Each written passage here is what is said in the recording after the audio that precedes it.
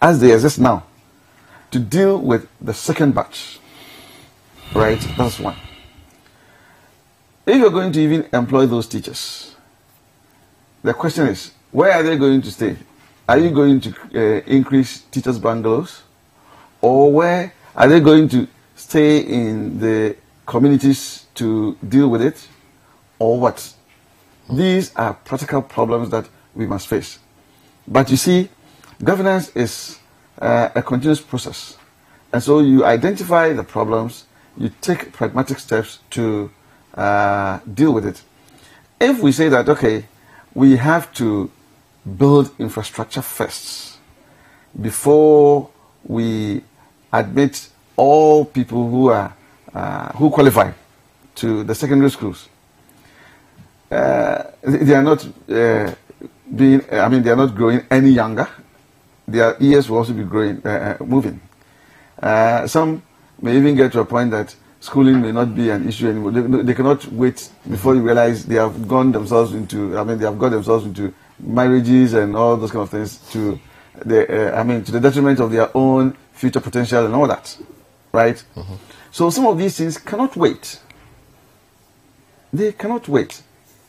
And so for me, it would be better to get them to have education, no matter the difficulty, than to say that we must finish with the infrastructure, because we can never finish with infrastructure. The reason being that our population is not static. Mm-hmm. It is still growing. So every now and then we would need to increase the infrastructure, right? At what time are we going to say that we have done all that to the point where we say, yes, now every student, every person who has finished BEC can now go to the secondary school or to enjoy the free SHS? It is not going to be possible. So we need to make do, okay?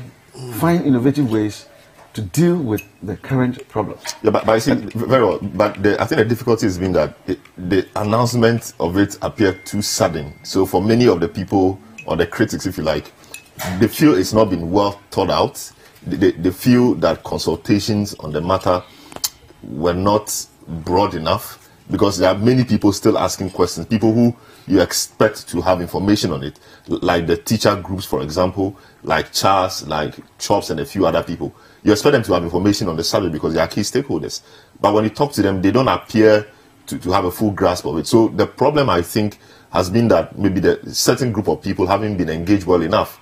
And so we don't have a lot of information on it. And indeed, is there a policy document, a policy brief on this? And where is it for us to go read and understand and even educate people? We don't seem to know any of these. So we had the issue about a week before. Indeed, it came up last week for discussion here, but it was kind of dismissed because we didn't think that it was something going to happen. And on Tuesday or Wednesday, all of a sudden we hear that it's been adopted. So it appears too sudden. I think that's a concern. Thank you. I'm not saying that people should not be consulted, because you see, the people who form government are not the repository of all wisdom. Mm-hmm. So there's the need for consultations and all that. But in the light of all the things that I have said, or the difficulties that we are facing, the realities of the time, I'm just wondering what would have been the alternative, right? You may not have been consulted. I agreed, right? Probably apologies for not being consulted. But the thing is that what would have been the new thing? I'm just asking. Because if greater buy-in, maybe. Come again? Greater buy-in. Of course, you get them to buy in into the idea, right? I do not know about this consultation that we are talking about. But even if we proceed on the assumption that those people were not consulted, it is just to state that, look, whatever consultations that would have taken place, the ultimate responsibility would have been on government to find ways of resolving the problem. Okay? Yeah. And so if they have brought this, it doesn't take away anybody's right to still give suggestions. I mean, I've heard people, and I myself even share that, look, if the private institutions, okay, even though they were established for profit making, After all, if we say students are not going to pay, it doesn't mean that the government itself is not paying, right? So is there a way of probably engaging the private schools and saying that, okay, because of this policy, we intend to bring so many students to your school, and for the fact that they are going to use your facility and all this and all that and all that, that's how we're going to pay you, so that at least you also get, I mean, because you set it up as a profit-making business. If you're not going to even reap all the expected profits because it's a national issue, can we do those? I agree with you that those consultations should still be there, because after all, they may also take some 25 or something percentage of the expected growth in the numbers, right? I agree. So, but it doesn't foreclose those kind of discussions. I don't think so. Very well. Right. Okay, very well. But for me, I'm going to end this. I've told the story. I don't know who doesn't know, but I'm going to tell it again. That I would always advocate that no matter the difficulty, the person should get education. Education. So that he can become somebody in future. See, if I tell you that me, I never had the thinking of even going to secondary school, right? Because my parents were the core poor, right? It's not the poor on the fringes. The core poor. Core poor, right? So they said that me, when my father died, I had no problem, because I was not going to fight with anybody, because I was not even going to get a bag, right? Yeah. But for the Catholic Church, I wouldn't have had secondary education. Now I'm sitting here as Member of Parliament. So you see, there are so many potentials out there. And the transitional zone is the secondary school. And so for me, no matter the difficulty, that opportunity should be open to everyone. Very well. Honorable, it says that we must innovate because we have the issue, the problem at hand. And of course, I admit that your government started a progressive free SHS program, but maybe that wasn't fast enough to absorb the growing number of people who were being churned out from the GSS system. So there had to be a drastic way of absorbing them, hence the free SHS, which opened the door for everybody. What your side isn't be really happy. I don't know what your take is as a former deputy education minister. I know quite some thinking might have gone on when you were around in the progressive free SHS system. Well, thank you very much. Let me start by saying that there's a tendency when we start discussing education for us to jump into the politics of education. And that hasn't been good for us as a country. If you hear people, questioning government today, it is largely the political aspect, the fact that the present government itself politicized education, and now people are taking them on their own promises. And that is where the problem is. But I would like to have a situation where we focus really on the issues, and I think that would be more helpful to this country. The reality as we have it is that I don't think it is because of free SHS that we're having this crisis. Yeah, I mean, I hear government say, because we have introduced free HSS, we're having this crisis. No. We're having this crisis because we invested so much in basic education. And because we invested so much in basic education, enrollments at that level increased astronomically. And we should have foreseen that at that rate of increased enrollment at the basic level, we will get to this stage where we will have many young people progressing from the basic to secondary, and we will need the infrastructure. And that informed our decision that, look, you needed to, because you can't continue funding education the way we used to fund it. And so you needed to introduce some elements that will make it cheaper. And that was the basis of the day schools, that you need to invest more in day schools so the government can cut down on its expenditure on secondary education. And hence the 200 schools, which each school having about 24 classrooms and other facilities. If you calculate, you can see the potential number that those schools could have absorbed if we had continued along that track. So I'm thinking that government should rather go and then look at the projects, the contractors, find monies, pay them, let them fast track the process, finish those schools so that we can have additional space.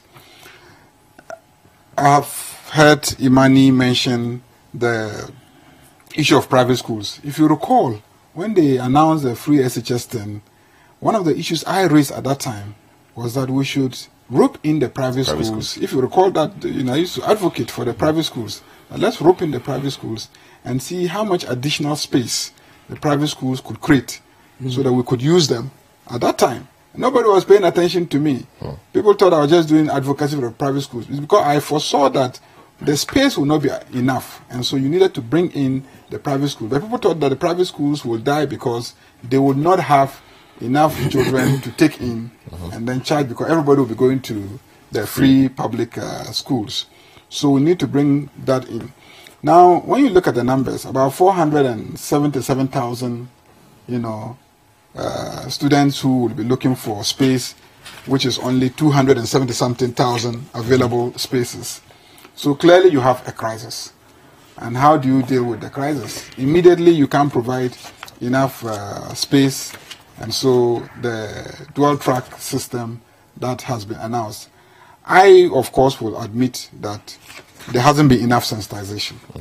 I mean, if you ask me what are the details of it, I won't be able to educate you effectively on the details of how this double track system is going to work. And if at many of us our level, we still don't know the details, you can imagine the anxiety among parents because they also don't know the details.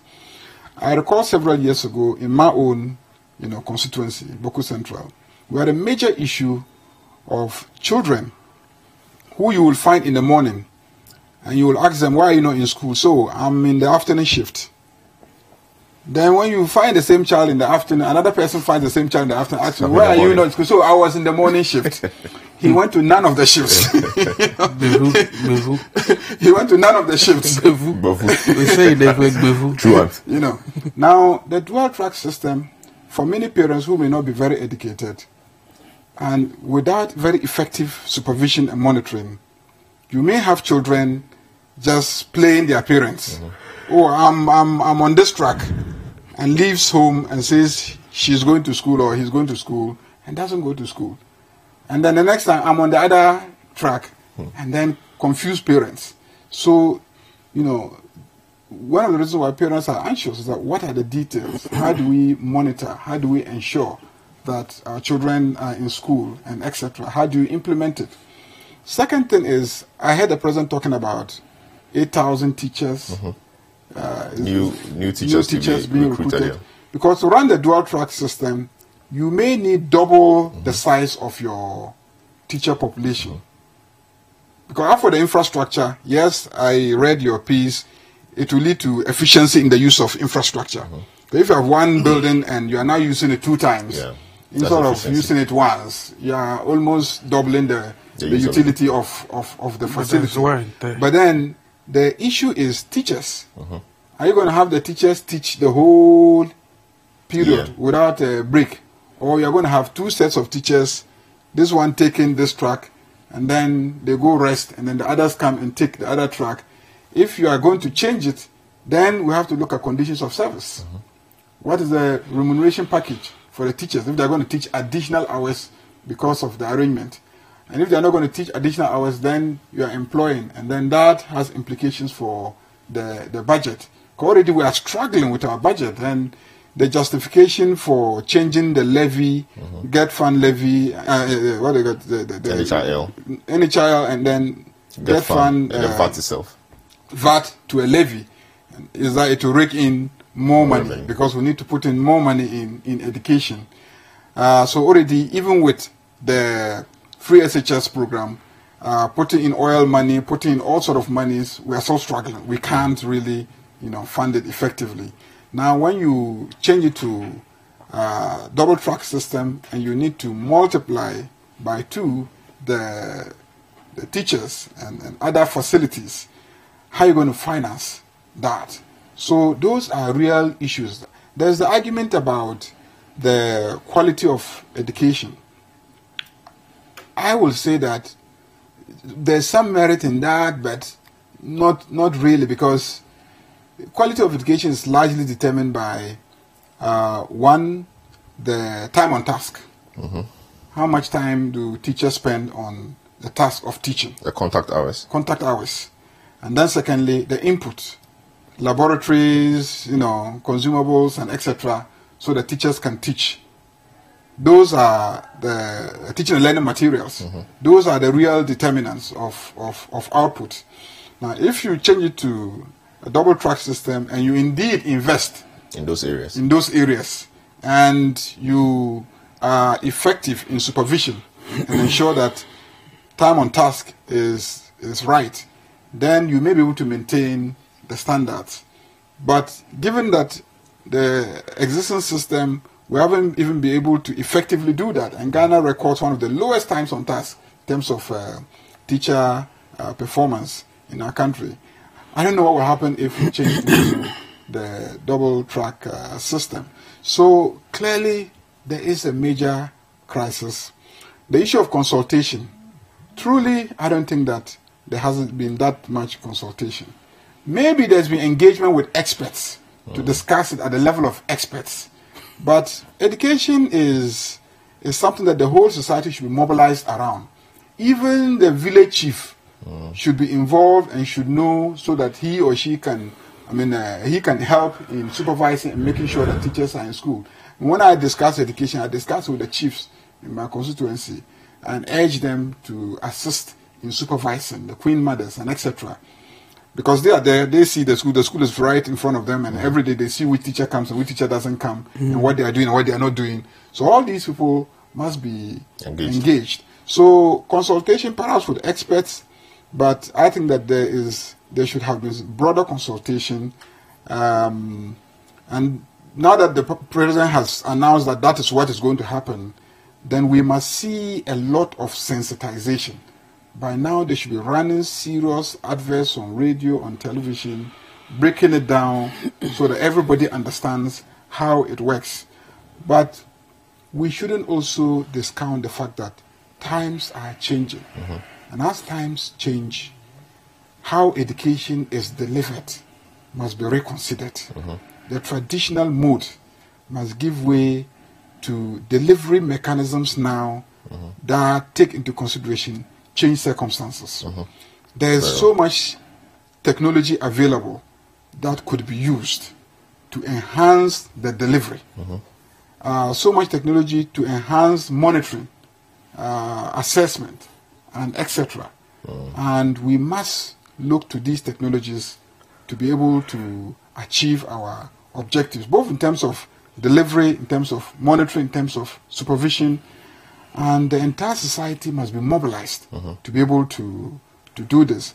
And government, and I saw the tweet from ex-President John Dramani Mahama when he said, look, it's not yet late for us to dialogue together across party lines on this issue and agree on what to do, so that we're not at each other's throats across party lines. Because it is the destiny of this country that we're looking at now. The future of this country that we're looking at now is not the future of political parties. Because the children, some of them, their parents are in NDC, others, their parents are in MPP, CPP, whatever political parties. So it's a matter that cuts across partisan lines. And I think the president should provide a platform across party for us to discuss this thing, because we need to mobilize the entire population behind this measure if we have to embark on this particular measure and stop politicking around it. And we must get back to the original promise of the NPP, the free SHS concept itself. I mean, as a social democrat, I can never be against free. I will definitely support whatever should come free. But then also, as a social democrat, I will say that it is not justice to give to those who already have what they don't really need. Very well. And then shrink what should go to those who don't have to make them better. So let's reconsider the original promise of free SHS. And target it instead. Yes, we must get back to targeting and then means testing and more complicated arrangements in terms of education, financing, and management. In fact, it might be necessary to begin to consider, and I advocated this several times, but people were just not paying attention, to begin to consider even the whole concept of public management of schools. It is perfectly possible to begin to think about the charter system of school management. So there are so many innovations out there. It's not something that we are the first to face.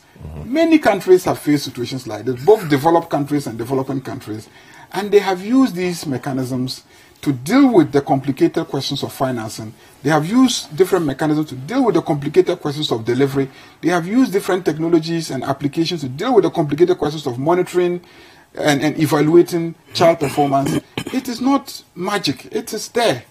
But if we engage in dialogue, ideas will come up. We will build a national consensus. We'll be able to galvanize the entire population, because this is a major organizational challenge. Very well. Major organizational challenge that we must embark on. All right, thank you very much, Honorable Mahama Yariga. Still listening and watching The Big Issue from our studios here at number 11, Dr. Martin Lupin Adabraka in Accra. We'll return shortly and consider what private pathways are available, how the private sector can be brought into this to help ease the burden on government. We'll be back shortly and continue with the discussion. Stay tuned in.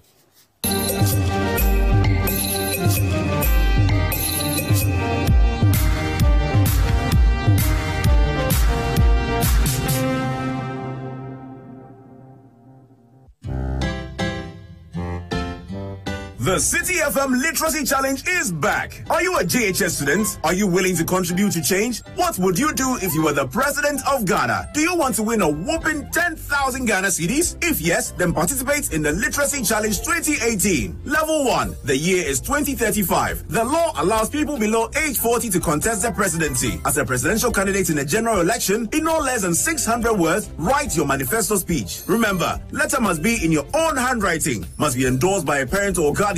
Add your full contact details and post to the Literacy Challenge, P.O. Box GP 14123 Accra Central, or drop it off at the front desk of City FM at the Braka behind the police station. Level 2. The top 50 students selected from all over Ghana shall take a written general knowledge quiz. And finally, Level 3. The top 10 students shall compete in the classic quiz competition to win the ultimate prize of 10,000 Ghana cedis. The Literacy Challenge is powered by 97.3 City FM and sponsored by Data Bank Edifund and MoneyGram with support from City TV. Closing date for entries is Friday, 10th August 2018. Call 0205-973-973 for more inquiries. Terms and conditions apply. For regular news checks as they unfold. 2020 news. All day, all the time. Politics, sports, entertainment, business, and more. 2020 news. We bring you the world in 20 minutes. And that's all the news in 20 minutes. Go. Spend 30 minutes every weekday catching up with all the trending social media conversations of the day. If you tweet it, we'll read it. We might just even Skype you. Just, no matter your situation, you can rise to the top. Absolutely. You really and can. It's interesting that he wrote this article on the 17th of June, and on the 18th of June, yesterday, he actually scored 2 goals in the Belgium World Cup meet. 30 minutes is all it takes, so use the hashtag 30minutes on social media to catch our attention. Join the most interactive social media TV show weekdays at 5 p.m. only on City TV.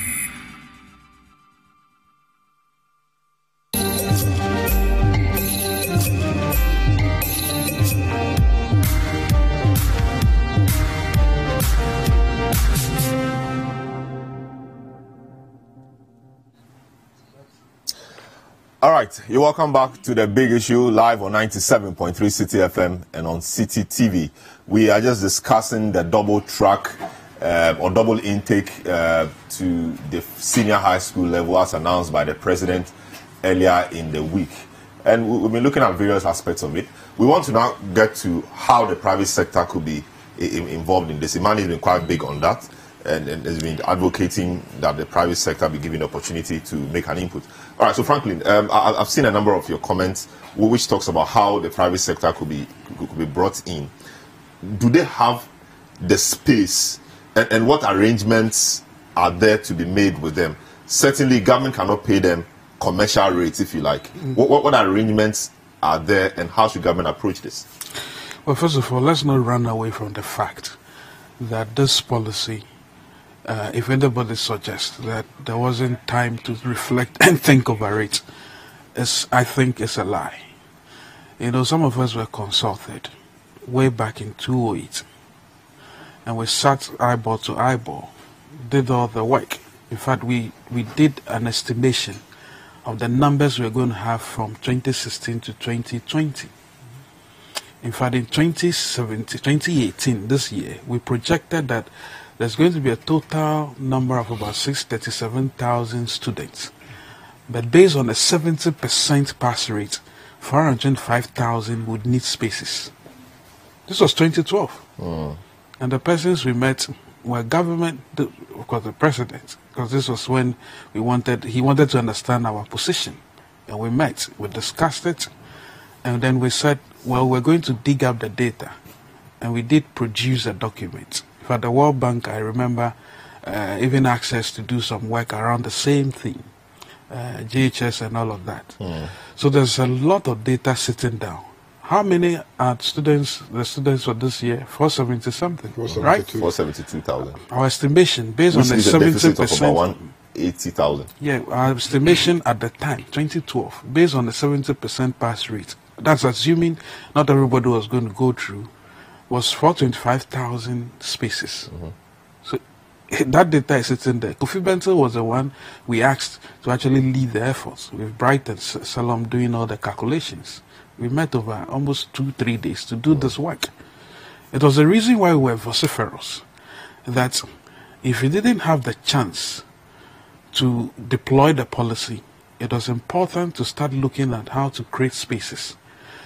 Imani has never been against free SHS. We've never been. Even though we hold the view that additional 3 years where the curriculum is difficult and higher actually costs. But those are debates that we can have. So we are not against the whole concept of free SHS. We've never been. But we've always argued at the time that it is not for nothing that even the NHI, in spite of the fact that my good friends in the NDC said they would do one-time premium, later came to the realization, and I guess it was even the MPP was arguing that it is not possible to do one time because you've got to graduate the premiums. And that was very conservative thought processes that we ascribe to, by the way. I mean, LEAP is not going about recruiting Salom honorables here on their list. In fact, LEAP actually targets, even though I now know that, I mean, it can be used for politics. But even then, it is not every indigene who is actually on it, right? There's some targeting. No, it's simply because you don't have enough. Then we came to the other conclusion that, look, even if you had money, it was better to target properly because some people can afford to pay. So this argument about not means testing is difficult, it will be difficult to do, is neither here nor there. At the basic level, there's already means testing as an example. Why? I pay almost 2,000 cedis per term for my ward. There are many others who pay at the pre-basic level, I mean up to JHS 1, in many private schools. That's means testing there for you already as an example. And to even suggest that it will be difficult to determine who is poor or who is able to afford, it's even neither here nor there. You can design a simple form. And I remember when I was in the O-levels and A-levels, we had this same thing. People who were brilliant but needy had forms. Well, of course, they came, they had interactions, so they were able to get support.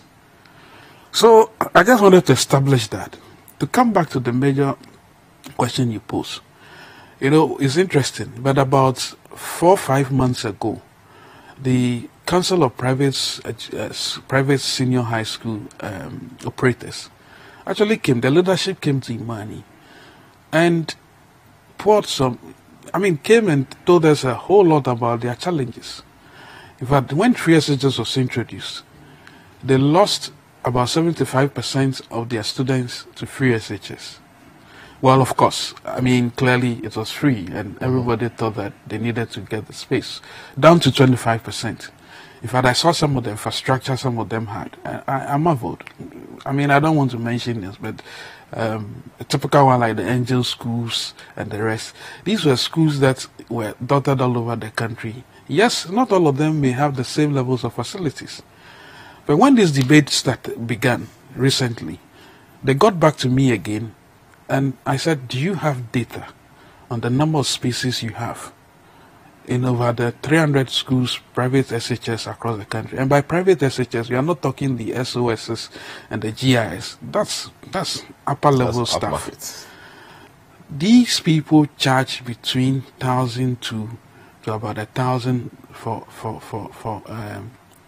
a year or so, before the additional payments, PTAs and all of that. And then they told us that they have 126,000 spaces. Yes, it may not be the case that, and in fact they listed, the data I shared, I'm sure you saw it, they listed according to the courses, the availability of spaces and all of that. Yes, not everybody, not every school may be well endowed in that regard, but there are spaces. And all they are saying is that maybe it's about time, and by the way, they have actually been petitioning Parliament several times. When they came to us, they had just come. They actually had met with the Education Ministry. They don't want to have anything to do with them, right? And they are saying that, look, you can avoid these knee-jerk reaction. In fact, a totally zero analysis back, extremely poorly thought policy of a double-track system by probably staying it for probably a year. And then look at the available spaces. They are not even asking for the entirety of the money you give to students. In fact, I got some of the figures wrong when I said it was 1,002 a year. I think Rodney Boateng, who is the PRO to the Education Ministry, corrected me and said it's actually about 2,000 cities per student per year per border. But it decreases when subsequent terms actually occur.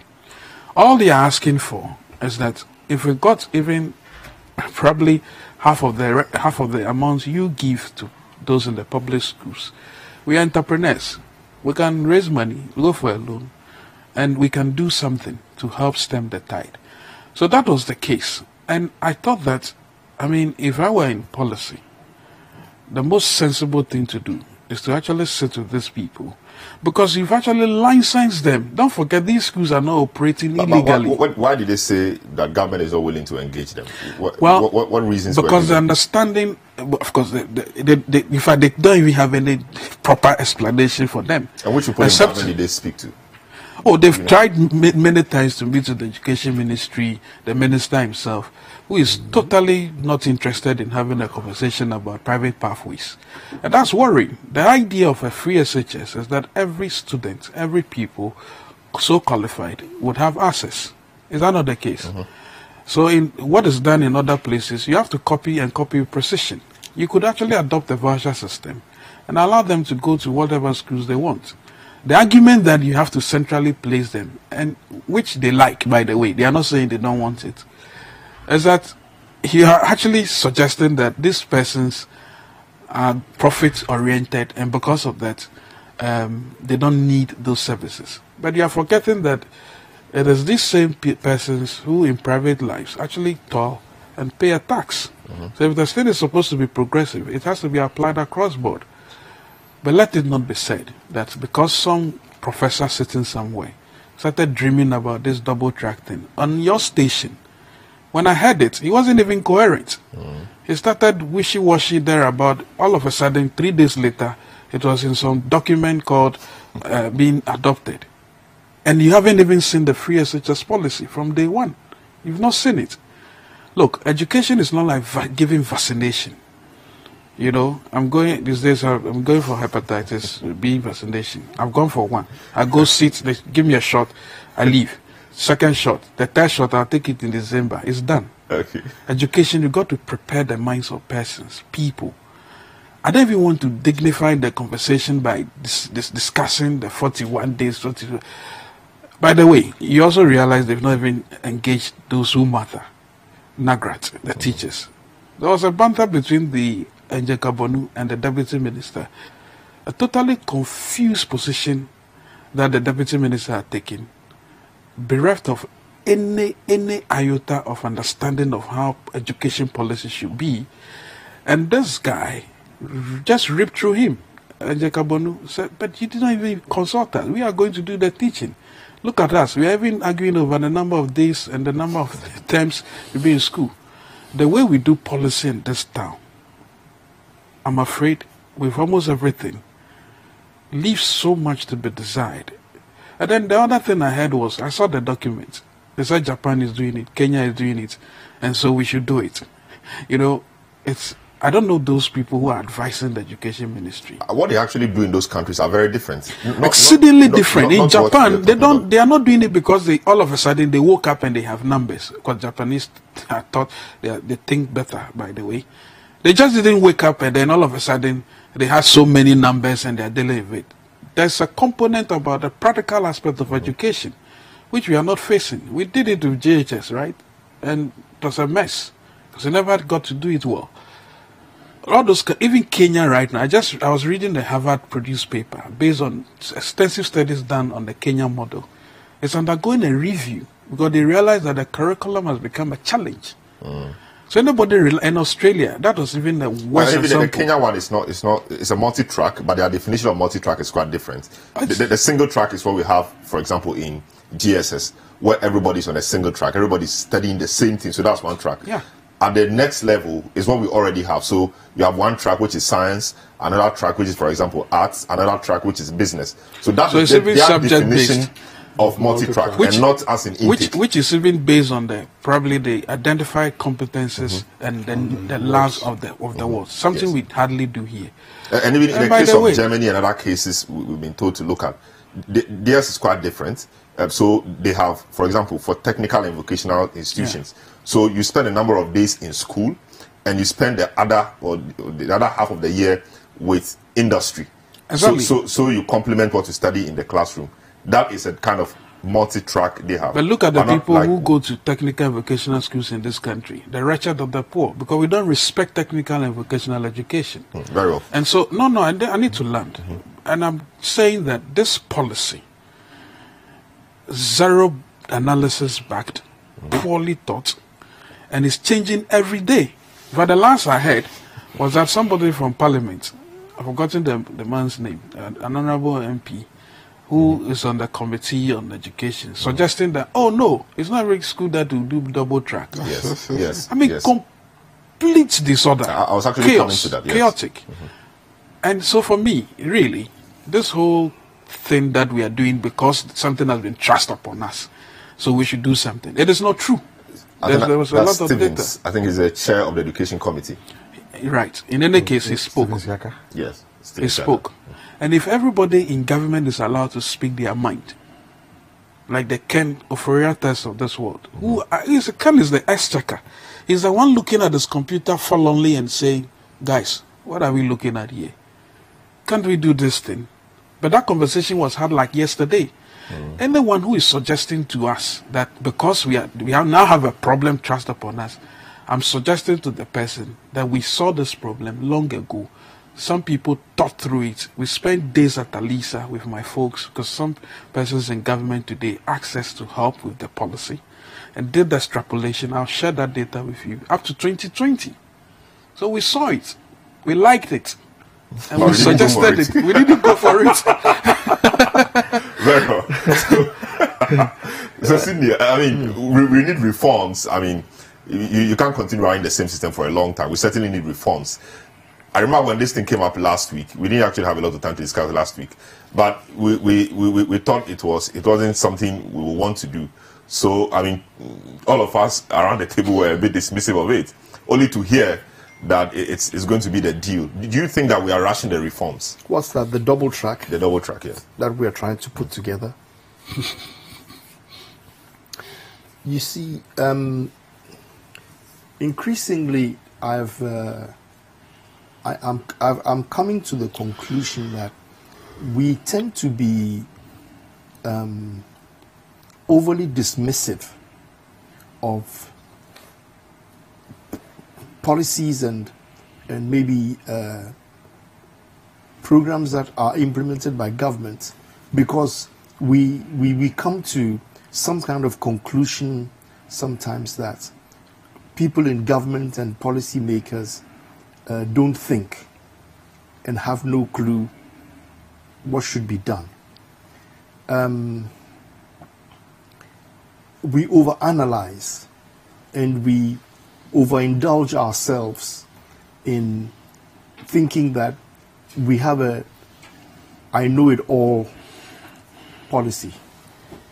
Mahama Ayariga has been in government for a long time, and the more I come into contact with ministers and directors of government, I get to understand that there's a lot of work that goes into the design of all of these things before the ultimate conclusion is released. Sometimes they've been debating it for years, and you come to a crux and you have to make a decision. I see the education thing as quite a simple request. We have an influx of student population, and it has been quite dramatic. You've just suddenly put 90,000 children into your system. Extra. And whether you like it or not, if you have 90,000 additional children, you have to teach them. Mm-hmm. And if you have a limited amount of time to teach, the only solution is you need more teachers. Mm-hmm. There's no other solution to it. Okay? Whichever way you program it, you need additional teachers. You have classroom stock. We plan to build an additional 200 classrooms and schools.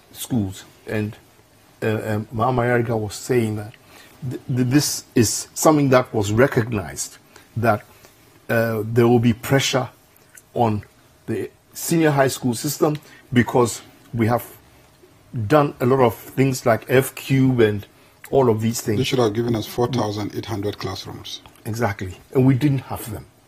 So what do you do? All right? It's not a tomorrow's problem. It's a now problem. You've got to fix it. So when you consider everything else, you have to say that, fine, I will use the stock that I have, the assets that I have. I will use it double. And hopefully I can absorb all these children whilst we see how we build the additional room that we have. So you come up with a label for a double track system, which essentially is, let's break the students up into two. Let some of them do a certain number of months or morning, and somebody do afternoon or something. All right? End of the day, the principle is, does it solve the problem? Even if it's temporary, even if it's short term, does it solve the problem? Okay? Because what's the alternative? The alternative is that students will crowd in the classroom or they will stay at home, which is not palatable. You cannot do that. So whether the free SHS has been thought through thoroughly and properly to the end or not is not the issue. The issue is, I have an emergency and I have got to fix that emergency. So let me fix it. In the meantime, I know I have to build the schools. So let me see what the problem there is. Is it that we don't have people to build the schools? Is it that we don't have the material to build the schools? Or is it that we don't have the money to pay people to build the schools? So solve that problem medium to long term and let that keep running. 5 years. All right? If it's 5 years, then so be it. But just after a week of thought. We actually had 7 years. But well, whatever it is, you and I know. I think, yes, you and I know. You stated the problem quite well. Sure. And the intervention. And we are very clear that you can build or you can put up buildings faster than 7 years. If you are determined, you can do it. All right? Provided you have the money to pay for it. So the money issue is another problem that has to be solved. Let's deal with that. The other longer term issue of how we actually manage the schools, whether we should keep having public boarding schools or public day schools or whatever it is a different argument. I have proposed, and I proposed during the NDC time as well, there are several different opportunities that we can use to get private sector more involved and let private sector do more of the work than government doing it. Nobody has adopted it up until now. All right?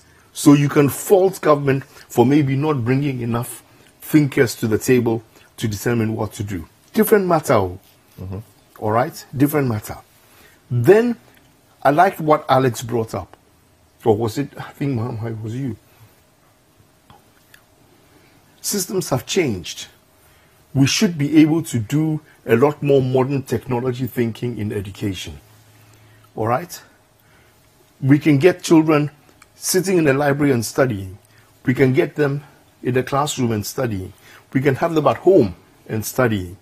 What is the problem at the end of the day? You want to make sure that they have been given adequate tuition to be able to reach a certain cognitive ability to be able to understand and resolve issues. So at that point, you want some kind of determination as to whether they have absorbed enough to be able to apply the knowledge. So you need to test it somehow. That is the challenge. But as to transmitting education material or learning material, all right, to pupils wherever they are, they can be walking around with a phone in the school field and they can still learn if you want to. That is a whole different discussion that can be had. All right? But for me, as we sit down today, my problem is I have a surfeit of students. All right? I've suddenly found myself with an additional 90,000 on my roll, and I'm going to be doubling it again in the next 2 months. And then a year from now, again. I'm going up again. But you had the data sitting right before you that this will happen. So to suggest that you just woke up and this happened, it's actually disingenuous. No. The data could have been there, all right? And it could have been ignored. Somebody could have seen the data, and instead of using the data and fixing it, they didn't. So the point of the matter is, it is here. It is here. Now it is here. All right?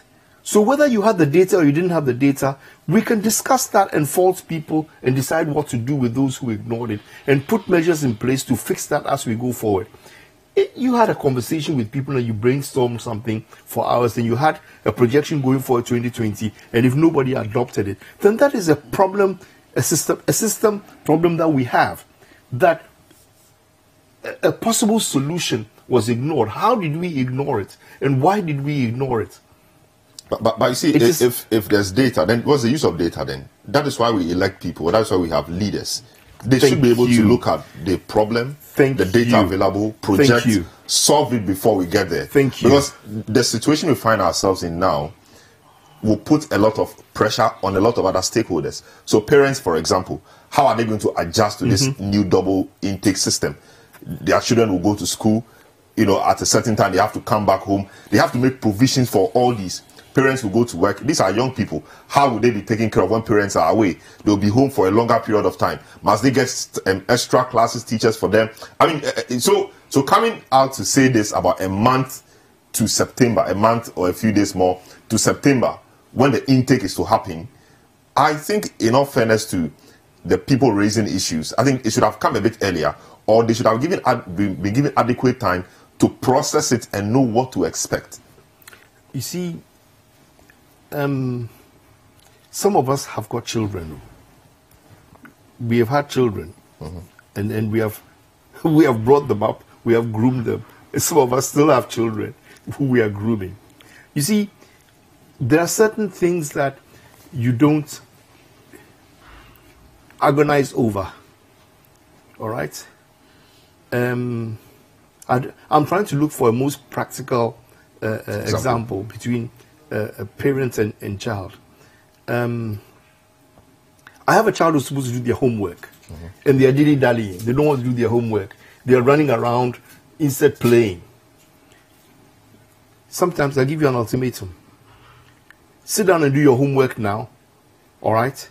Or else I take your PlayStation away. Okay? I don't need to think that excessively. I don't need to worry about that excessively. Yes, it's unfair for a government to impose such a thing quickly like that. All right? On parents. But I go back to what I'm saying. The crisis is here. All right? Parents will adjust. Children will adjust. Look, if a parent needs to know, all right, whether my child is on track 1 or track 2, whether my child is on morning or afternoon, all he has to do is go to the school and go and ask and say, I'll make a call. Or make a call, whichever way you think you can get the truth. Okay. Or the school sets up, technology platform that parent can access. Or a technology platform that you can access. But let's look at those who are not capable of accessing. Let's look at those who are much more underprivileged. Okay, who are not sure what is going on. They just simply have to go to the school and ask. All right? Yes, it's government's responsibility to put the message out there clearly so everybody understands. But we are not working a perfect system. We are working a system that has less than perfection and worse than perfection. We are so far behind in so many things that have to be done. Even those who are advanced in your so-called advanced countries. All right. When I was in the USA a few years ago, the USA had this problem, and they started pushing the charter school system. That came up. I was involved in a lot of design of charter school modules, and I know how it works. And it was an experiment. They didn't know whether it would succeed or not, but they did it, and it succeeded. And now the charter school system is becoming more or less the norm in some of the states. So they don't even bother to think about how they are going to set up a public education system in the state. As soon as it comes up, it's announced, and the charter school systems take care of it. What is a charter school system? Okay, you want a school. In the US, all right, you define exactly what it is that you are going to be teaching. So you might be teaching fine arts, you might be teaching music, etc., etc. You select a certain curriculum, but there's a core curriculum as well, which you must have. Your maths, your science, your English, etc., your technology. And the school specifically specializes in teaching those subjects. The government agrees that for every child that you register in your school, they will pay a certain amount of money to you for registering those children and educating them. So in our case, if we say 2,000 cedis per child per year is what it costs, then the government agrees to give you that amount of money. Once you've enrolled the children, government will come and inspect to make sure that these children are there, and once they are there, you get your payment. And then it is entirely up to you, all right, to determine your governing council, how you set your pace, what method you use, etc., subject to governments accrediting you periodically. That's what it is. But the scheme revolves around a voucher that you get for meeting the specifics of what you have determined you are going to teach. Let me just add that in some cases, the charter system involves government already building the schools. Yes. But chartering people to run the schools. Okay. You charter people to run the schools based on agreed outputs. Yeah. We want to see this, that. This is the performance level we expect. If you achieve those standards, we pay you. If you don't achieve those standards, By They the don't way, pay you. Then the voucher system, is another variant of it where we give vouchers to every child who has met a certain, let's say, if you get aggregate 13 in SHS, you are entitled to government voucher. You take your voucher and you decide which of the schools you want to attend. So that deals with the problem, for instance, that we have in university education, where, once the child goes to Legon, government will give Legon their subvention, their salary, and etc. So the university might not really be interested in standards. They just teach. But then if you give vouchers to all those who have passed SHS to go and choose their schools, they may decide that I'll go to Legon with my voucher, or I'll go to Central University with my voucher. Absolutely. And because Legon will not just sit and automatically get government subvention, Legon will have to up their grade and their performance in order to attract students to come. At the same time, students can choose to go to a private school which has higher fees than Legon, but then they use the voucher as a subsidy. And they top up. They top up and they go to a private university. More expensive school, Very well. See? So this is what I was advocating for a long time. That if you look at the way our school population you is, advocated more decentralization. I have a lot more. I mean, you can do this in a far better way. Okay, my first step, which I kept on saying, and I don't want this to be about that because we're trying to look at this double track issue. Yeah. But for me, the first step is going to be identify the top 50 or the top 100 schools, sell them, let them go, let somebody let the missions or the old boys association or whatever it is, let them take over those schools.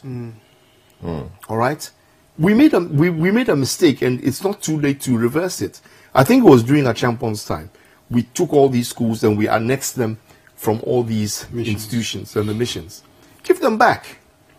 All right? But package it in such a way that you will have enough money to be able to do other things else. There are always going to be some schools that are not performing as well as a Wesley Girls or Accra Academy or Lolobi International or something. There will always be that. But you have to fix them. Yeah. All right? And then you make funding available to these schools in such a way that they can develop their infrastructure. Give them low-cost funding so they can build their own classrooms and expand. Yeah. So anyway, that model is, again, something for the future that has to be done. But back to the core of what I'm trying to say. The problem is here today, yeah. The problem is here. You have to fix it. For Sydney, there's over 100,000 spaces in the private sector. In fact, you guys spoke with the council people, and the private schools. Yeah, we still need to have a conversation with them because they are licensed by GES to do their work, and if they are crying that their schools are empty, we need to have a conversation. I think we should. The system should relook at. And I think we all agreed around the table on that. But we engage in them to see what there are supposed to be a request for 180,000 places. All right. I understand from the private colleges they have available about 126, 127,000. Okay, so those can be available to be filled, but then you are still left with about 60,000. What are you going to do with them? Then the Honorable's suggestion would have come in. It's not all schools that we do double tracking. Anyway, I want to say something. I want to say something quickly. And in so many ways, we're laughing about it, but it makes sense. Yeah, it does. Because if you've been able to absorb the spillover that you have, then not everybody must necessarily have a double track system. Yeah, but because you don't need it.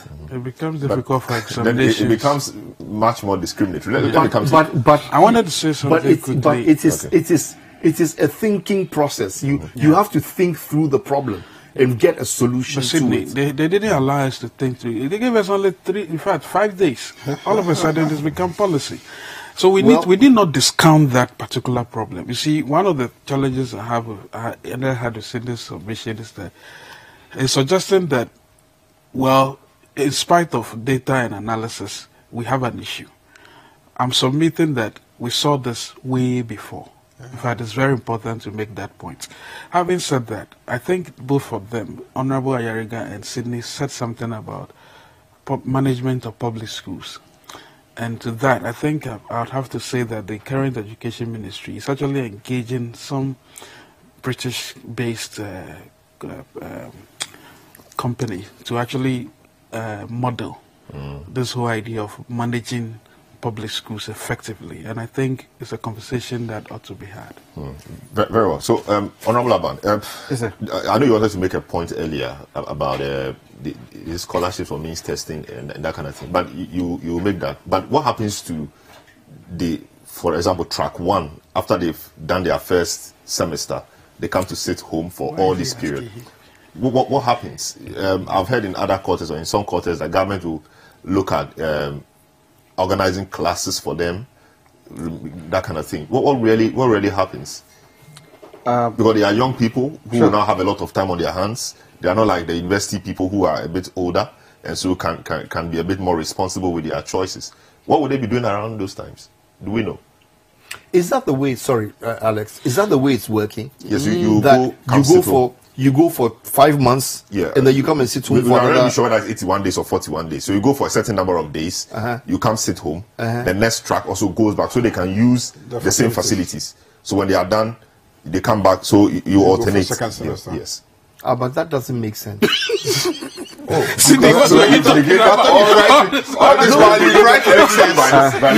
while you try to make sense of it. I'm not sure Salom understands the problem. No, I mean, I've always understood.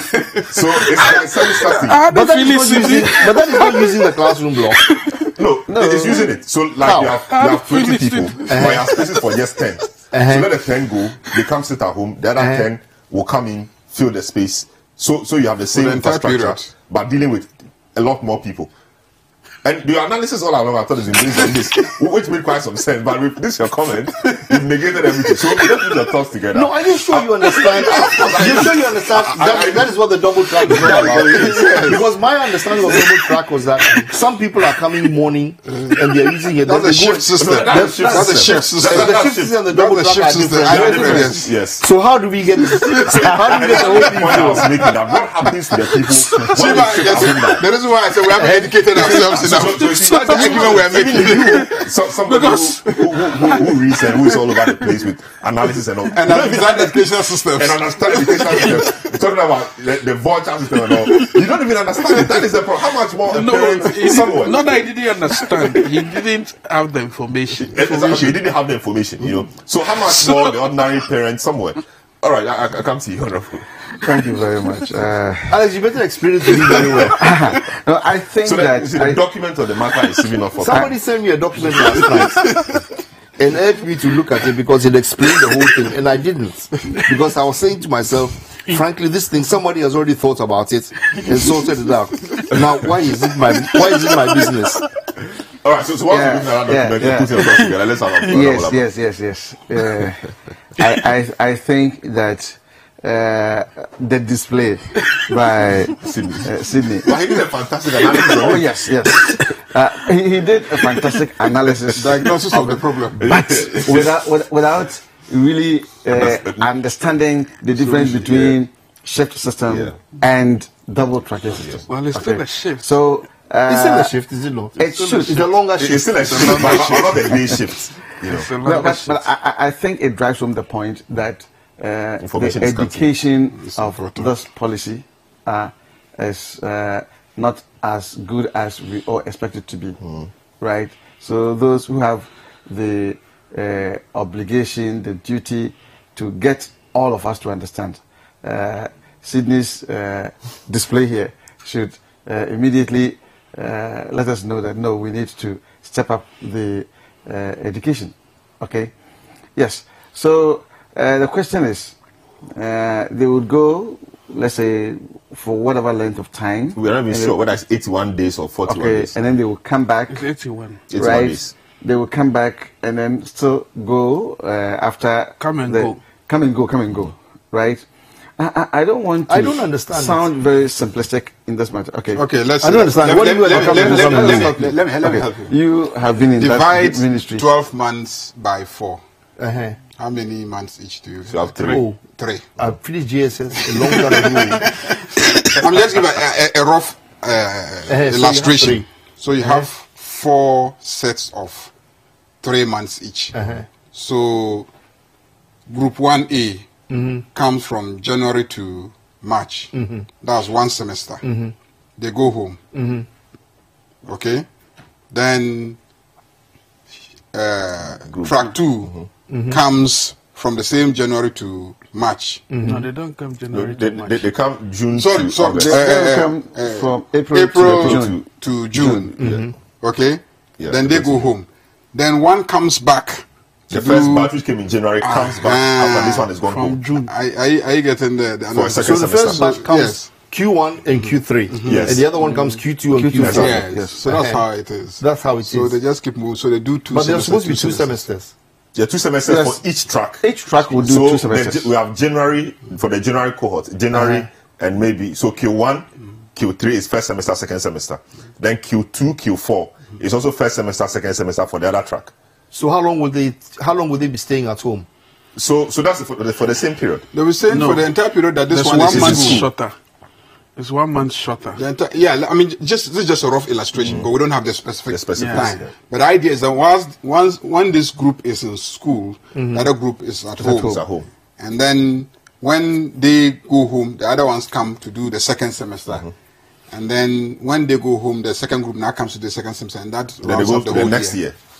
That was how I was asking about the it will pressures work. on parents. It may work, yes. No, It no, may we're work. working, yeah. But that's Yeah, why no, I it's not said that impossible. it exhibits itself. I mean, usually at the universities, it exhibits itself in the. In fact, even in the universities, they may even have multiple intake. Multiple intakes. Okay, where we have one group Weekends, coming in January, we have the evening, we have the You know weekend. what? It just So puts those it ones. just puts pressure on parents. Exactly. Yeah. Yes. That's what it I think does. it gives you But it will this work. opportunity for private sector people to have private lessons as well. Running in Someone will between. say, why should I have my word seat at home? For So the problem we're trying to solve by introducing a free SHS may introduce itself in another form. When the kids are home, the parents then will have to be forced to engage teachers for them, which means that they have to be, the teachers have to be paid. But they also said that weekends, on Saturdays, there will be some class they will pay for 50 cedis per child. The government, Yes. just on Saturdays. Yes. So where would those classes be organized? It could be anywhere. It could be, I don't The know. same Because if I school in Cape Coast, I suspect and the same the same facility. facility because Same facility. ordinarily they will go to school Monday to Friday. Friday. So, Saturday, So all of Sunday. them can So come. what I'm saying is, if I could be a student in Cape Coast, back in Accra, I could attend the class anywhere. Is that it? Or I must register. Well, that's the issue. You So know, if we it's a don't boarding know. system, You know. and I'm not in school, I have to be home. Be home. So I have to account for my time at home. You see, the boarding system is also part of the problem. You know, in the United States, we don't have boarding system in the secondary school. Yeah, but You the guys should boarding stop system- comparing yourselves to But the United boarding States system is and very those good for countries. us. Yes, in our system, yes, of It course. is. If you don't Otherwise, have a we will boarding, not get. if you don't have a boarding system, then you have to have a very good transportation system. Yeah. Yeah. In the United States, you're saying they don't have a boarding school, but a school bus comes School and bus picks people picks up up every day and every drops night. them off. Yes. So, you have to put it, And the standards clearly. of the I conduct- think standards of the standards Ministry of are always the same. Education, So- rather than dismissing people here and there, they put together a few so-called experts and they started talking. This is not how to convince people. They I should think have a it's clear proper that conversation. I think it's clear that we need They should have a proper more conversation. In information. fact, and they on should this. allow, for instance, DCs, people should be able to decentralize these policies properly, not government communicators, because some of them don't even understand the issues as well. I don't mean Honorable Alban, he's not a communicator for the government. But it's important that the Education Ministry does a lot more and not trust upon us a 5-day policy. It's just not fair. It's not You fair. see, All right. if so- we are to solve this problem, we need to sit down with a group of people, and you see, And maybe parents too. but I come back to it because I know that in the past several attempts have been made to get to the bottom of a comprehensive education system that will work. This is what culminated in us moving away to and coming to JHS and Yeah. SHS and WASI and all this kind of nonsense that we are And I don't doing even now, know. which took us out of the international baccalaureate system and all that. So maybe we have done enough of that, because I think that thing was done during Jerry's time, during Jerry's the PNDC time. Yeah. This trying to create a middle-level based manpower. But why did we even end? And we haven't ended there. So it's time to just rethink it, and if possible, reverse it, change it, go back to a system that is more in tune with, international acceptance. I wasn't in education ministry for long. I was there barely a year and a half, not even up to 2 years, and then the elections came. But by the time I was leaving, between you and I had gone around the country. I'd also traveled several places, especially to Europe, to try and understand their education system, in particular Austria. And this multi-tracking system that we are discussing, see, they have a system that tries to situate education within the broader context of their economy. And their society. And their industry. So they decide that we need more engineers and technicians than management and social sciences. So right from the beginning, they structure the system in such a way that at a certain point, the system distributes the children into these tracks automatically.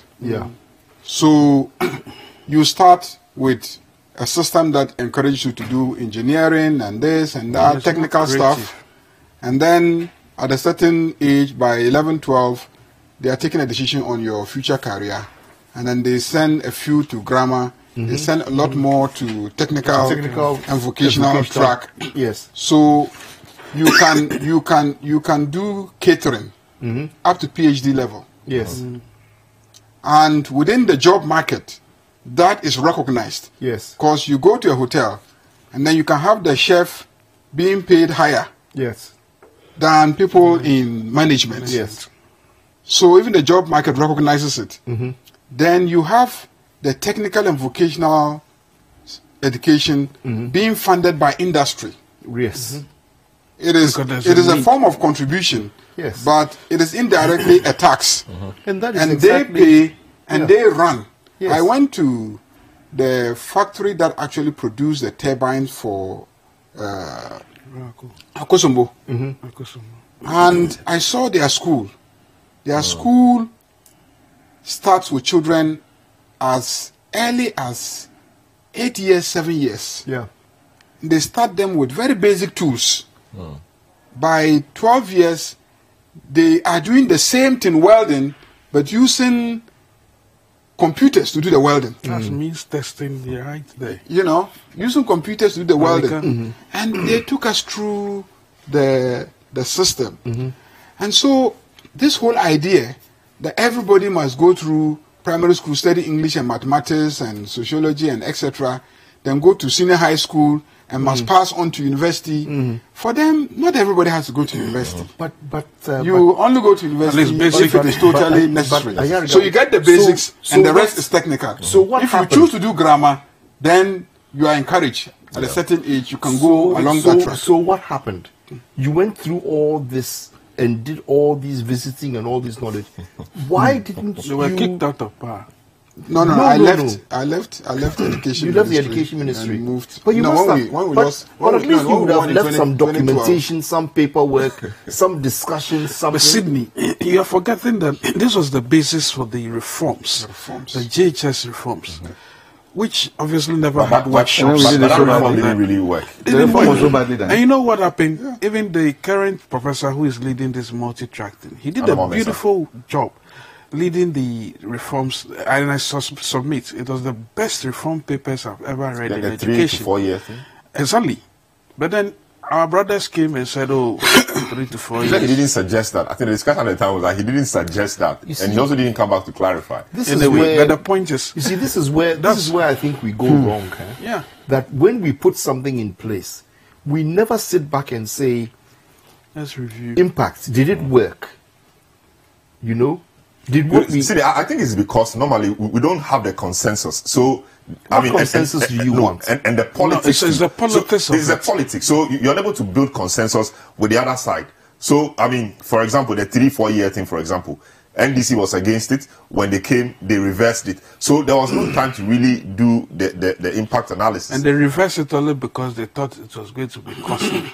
Not because they thought it had any so it's and again, as we were discussing. So for me, fundamentally, we have to get back to discussing education. What kind of education do we want? Educating people to do what? Are we thinking of a system where everybody has to end up in the university? And in the university to study what? What is the connection between the output in our educational system and the economy? What are they coming out to do? But I thought we had got over that. Oh, Sydney. A long time ago. No, for example, the university today, they don't even know. Yes, system doesn't reflect that. Learning things that why they are do you think agriculture is not doing well? Who go to the vocational? Agriculture is not doing well because agriculture is not doing well because you are not training the right kind of people. And besides, every university now wants to do arts and business, administration, and all. Precisely. Anyway, so this is a big issue coming to you live from our studio at number 11, Dr. Martin Lupin at Dabraka in Accra. Let me take a few of your comments you've been sending through. K. Amofa says the way out of our situation is to train more skilled labor who can be on their own. The theory of our education is just too much. The theory in our education is just too much. How can a primary 5 kid in Ghana do 14 subjects? I blame the so-called experts who don't think through the solution well. Hashtag the big issue. Evans Heavens Danso says great conversation. Government must seek ideas and consult widely for this policy. Before this policy is implemented, it must be government for the people.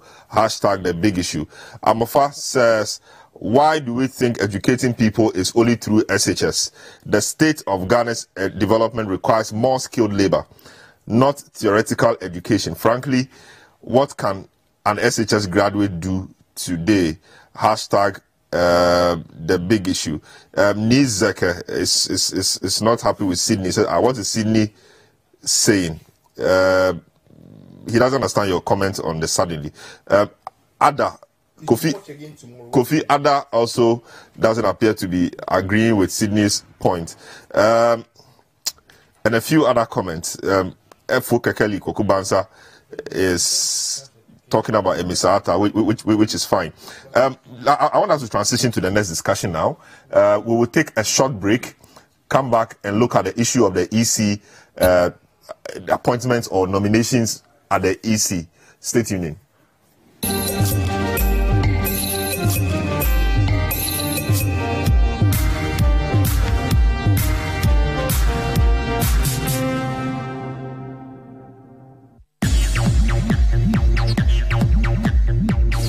Live music, interviews, poetry, and more with your favorite personalities.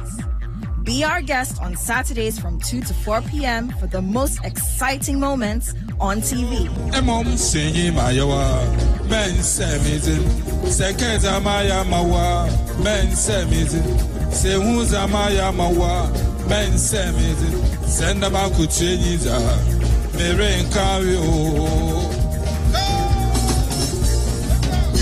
Join Kojo Akoto Boateng for real entertainment right in your living room. Saturday Live on City TV and City 97.3 FM.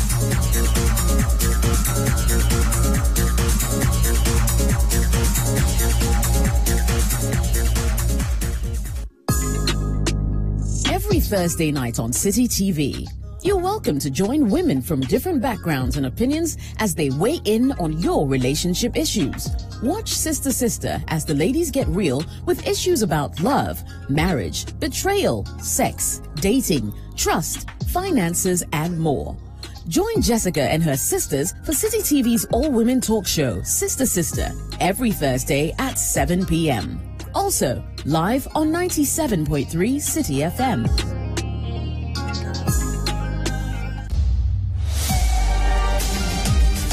Wherever the weekend sporting action happened, we will bring it to you here on Scorecard.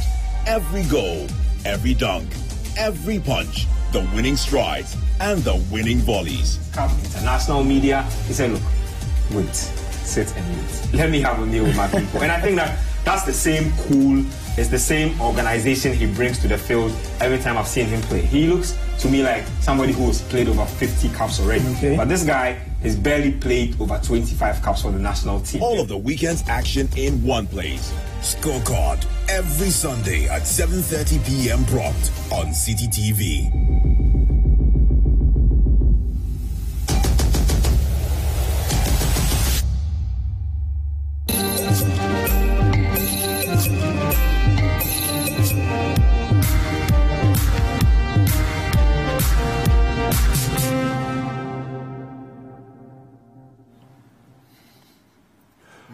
Hi, you're welcome back. This is The Big Issue. We are live on 97.3 City FM, on City TV, and around the globe at citynewsroom.com. We've just concluded our discussion on the double-track education system, and the consensus around the table is that we need more information on that to be able to, so we can understand it better. It appears information on the policy is a bit scanty, so I hope that in the weeks or days ahead, we'll have more information in order to be able to inform other people as well.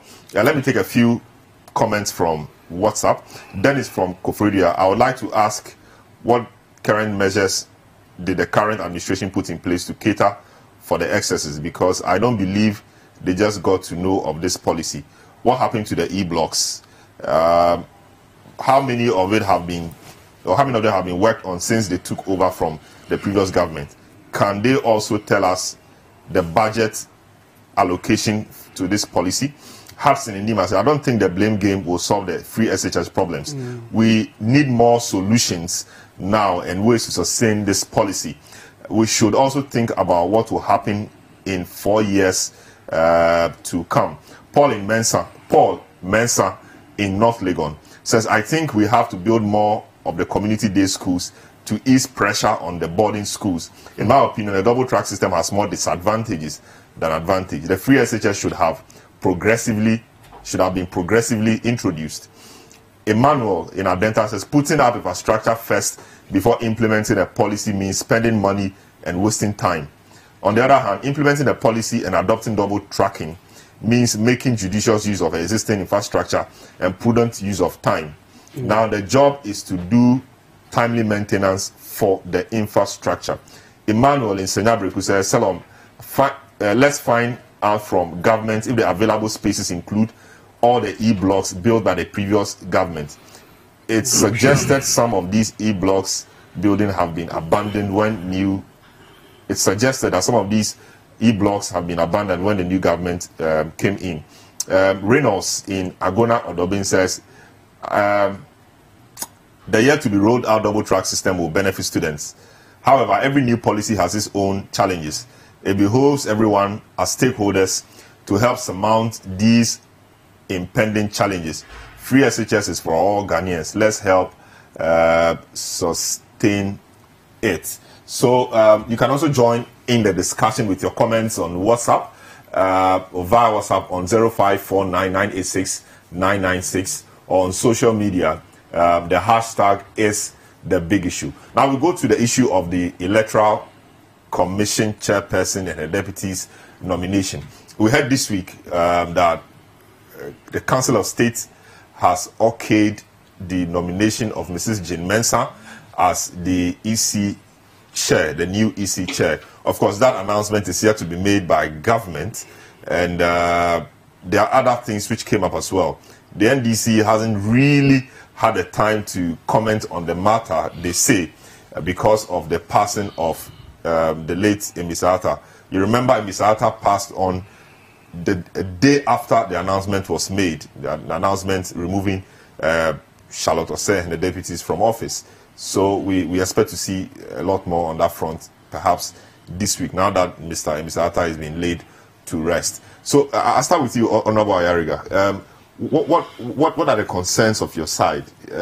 Your side appears not to be happy with the way things have panned out at the Electoral Commission, and indeed they've deferred everything to post Emisa Atta's funerals. Now here we are. I know the party will officially have to come out, but what really are the concerns? What concerns do you have as a party on the appointments or nominations?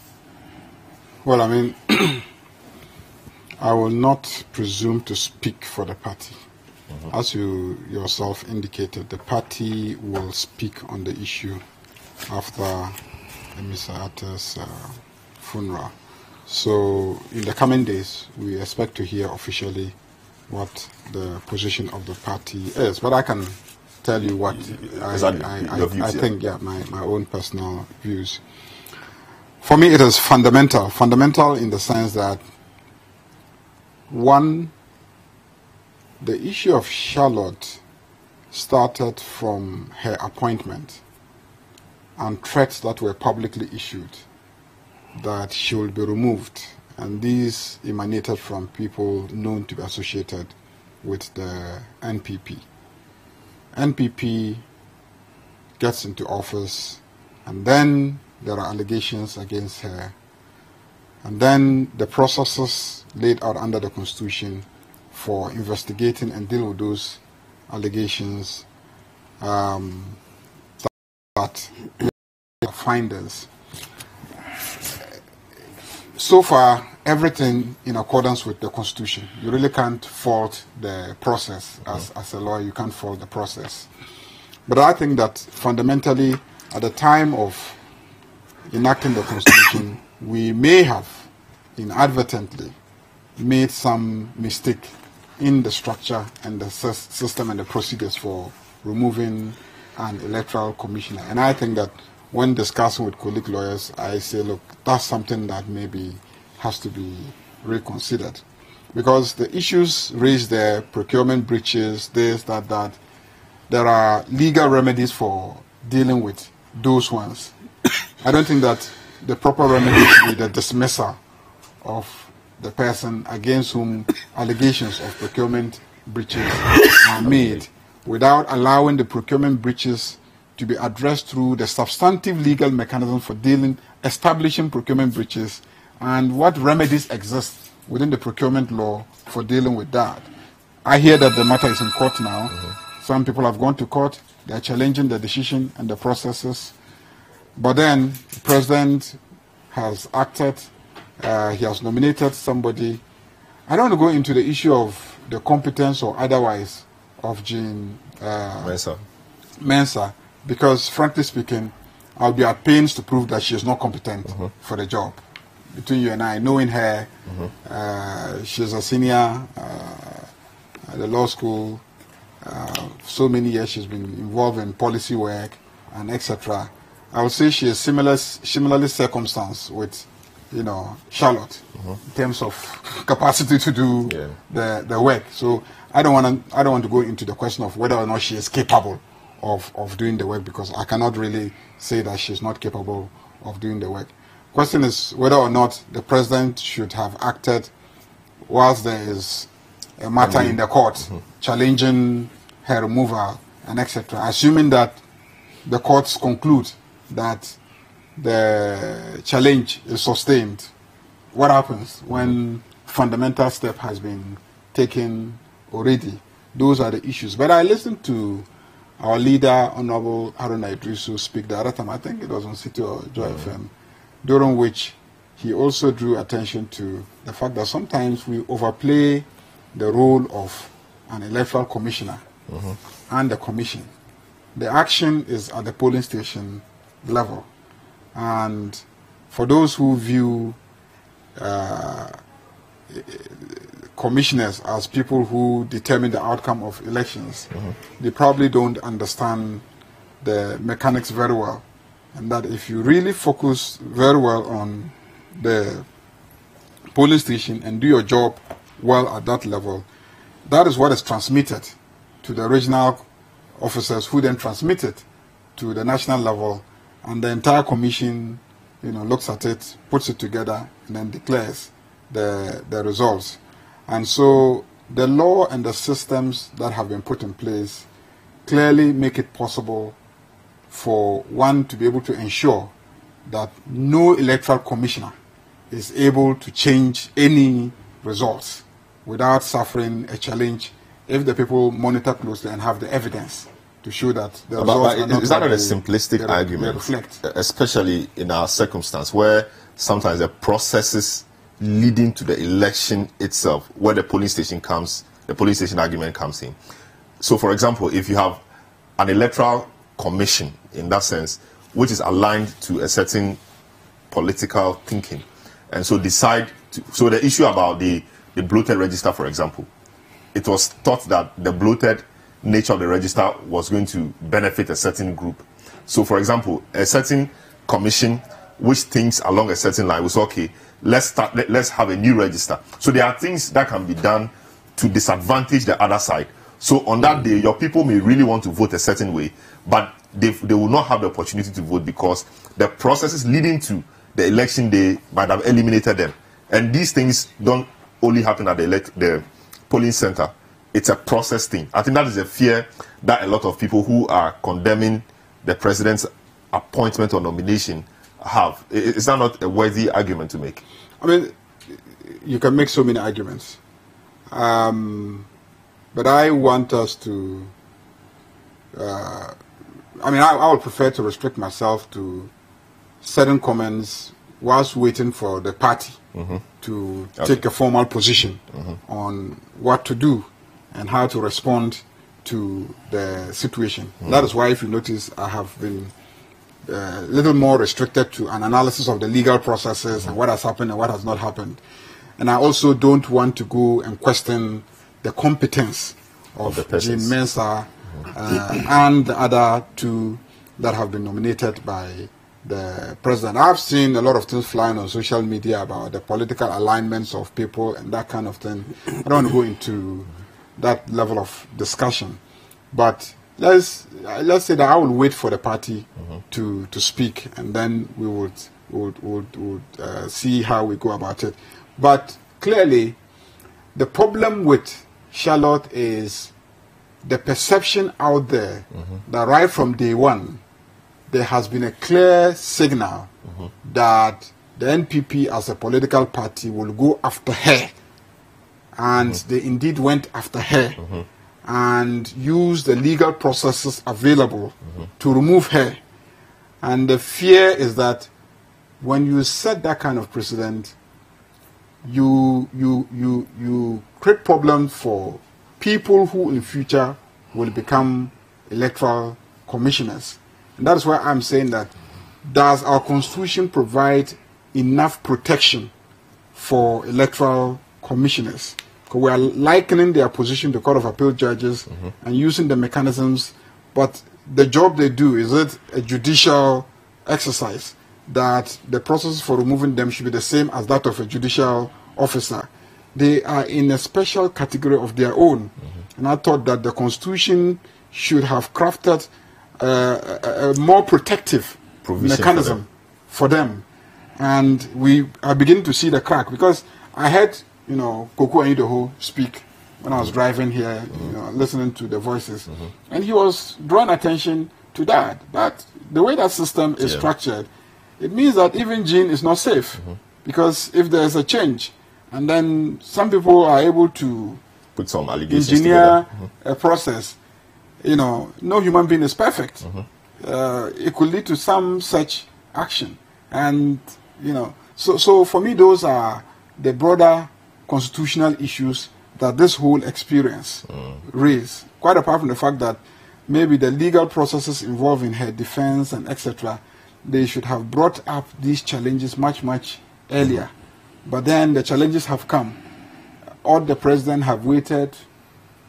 Or is it okay for him to go ahead and make the appointments in the context of there being referenda that, some voting that has to take place and that kind of. So I would wait for the NDC as a political party. But I feel that, Charlotte hasn't been treated well in this regard right from day one.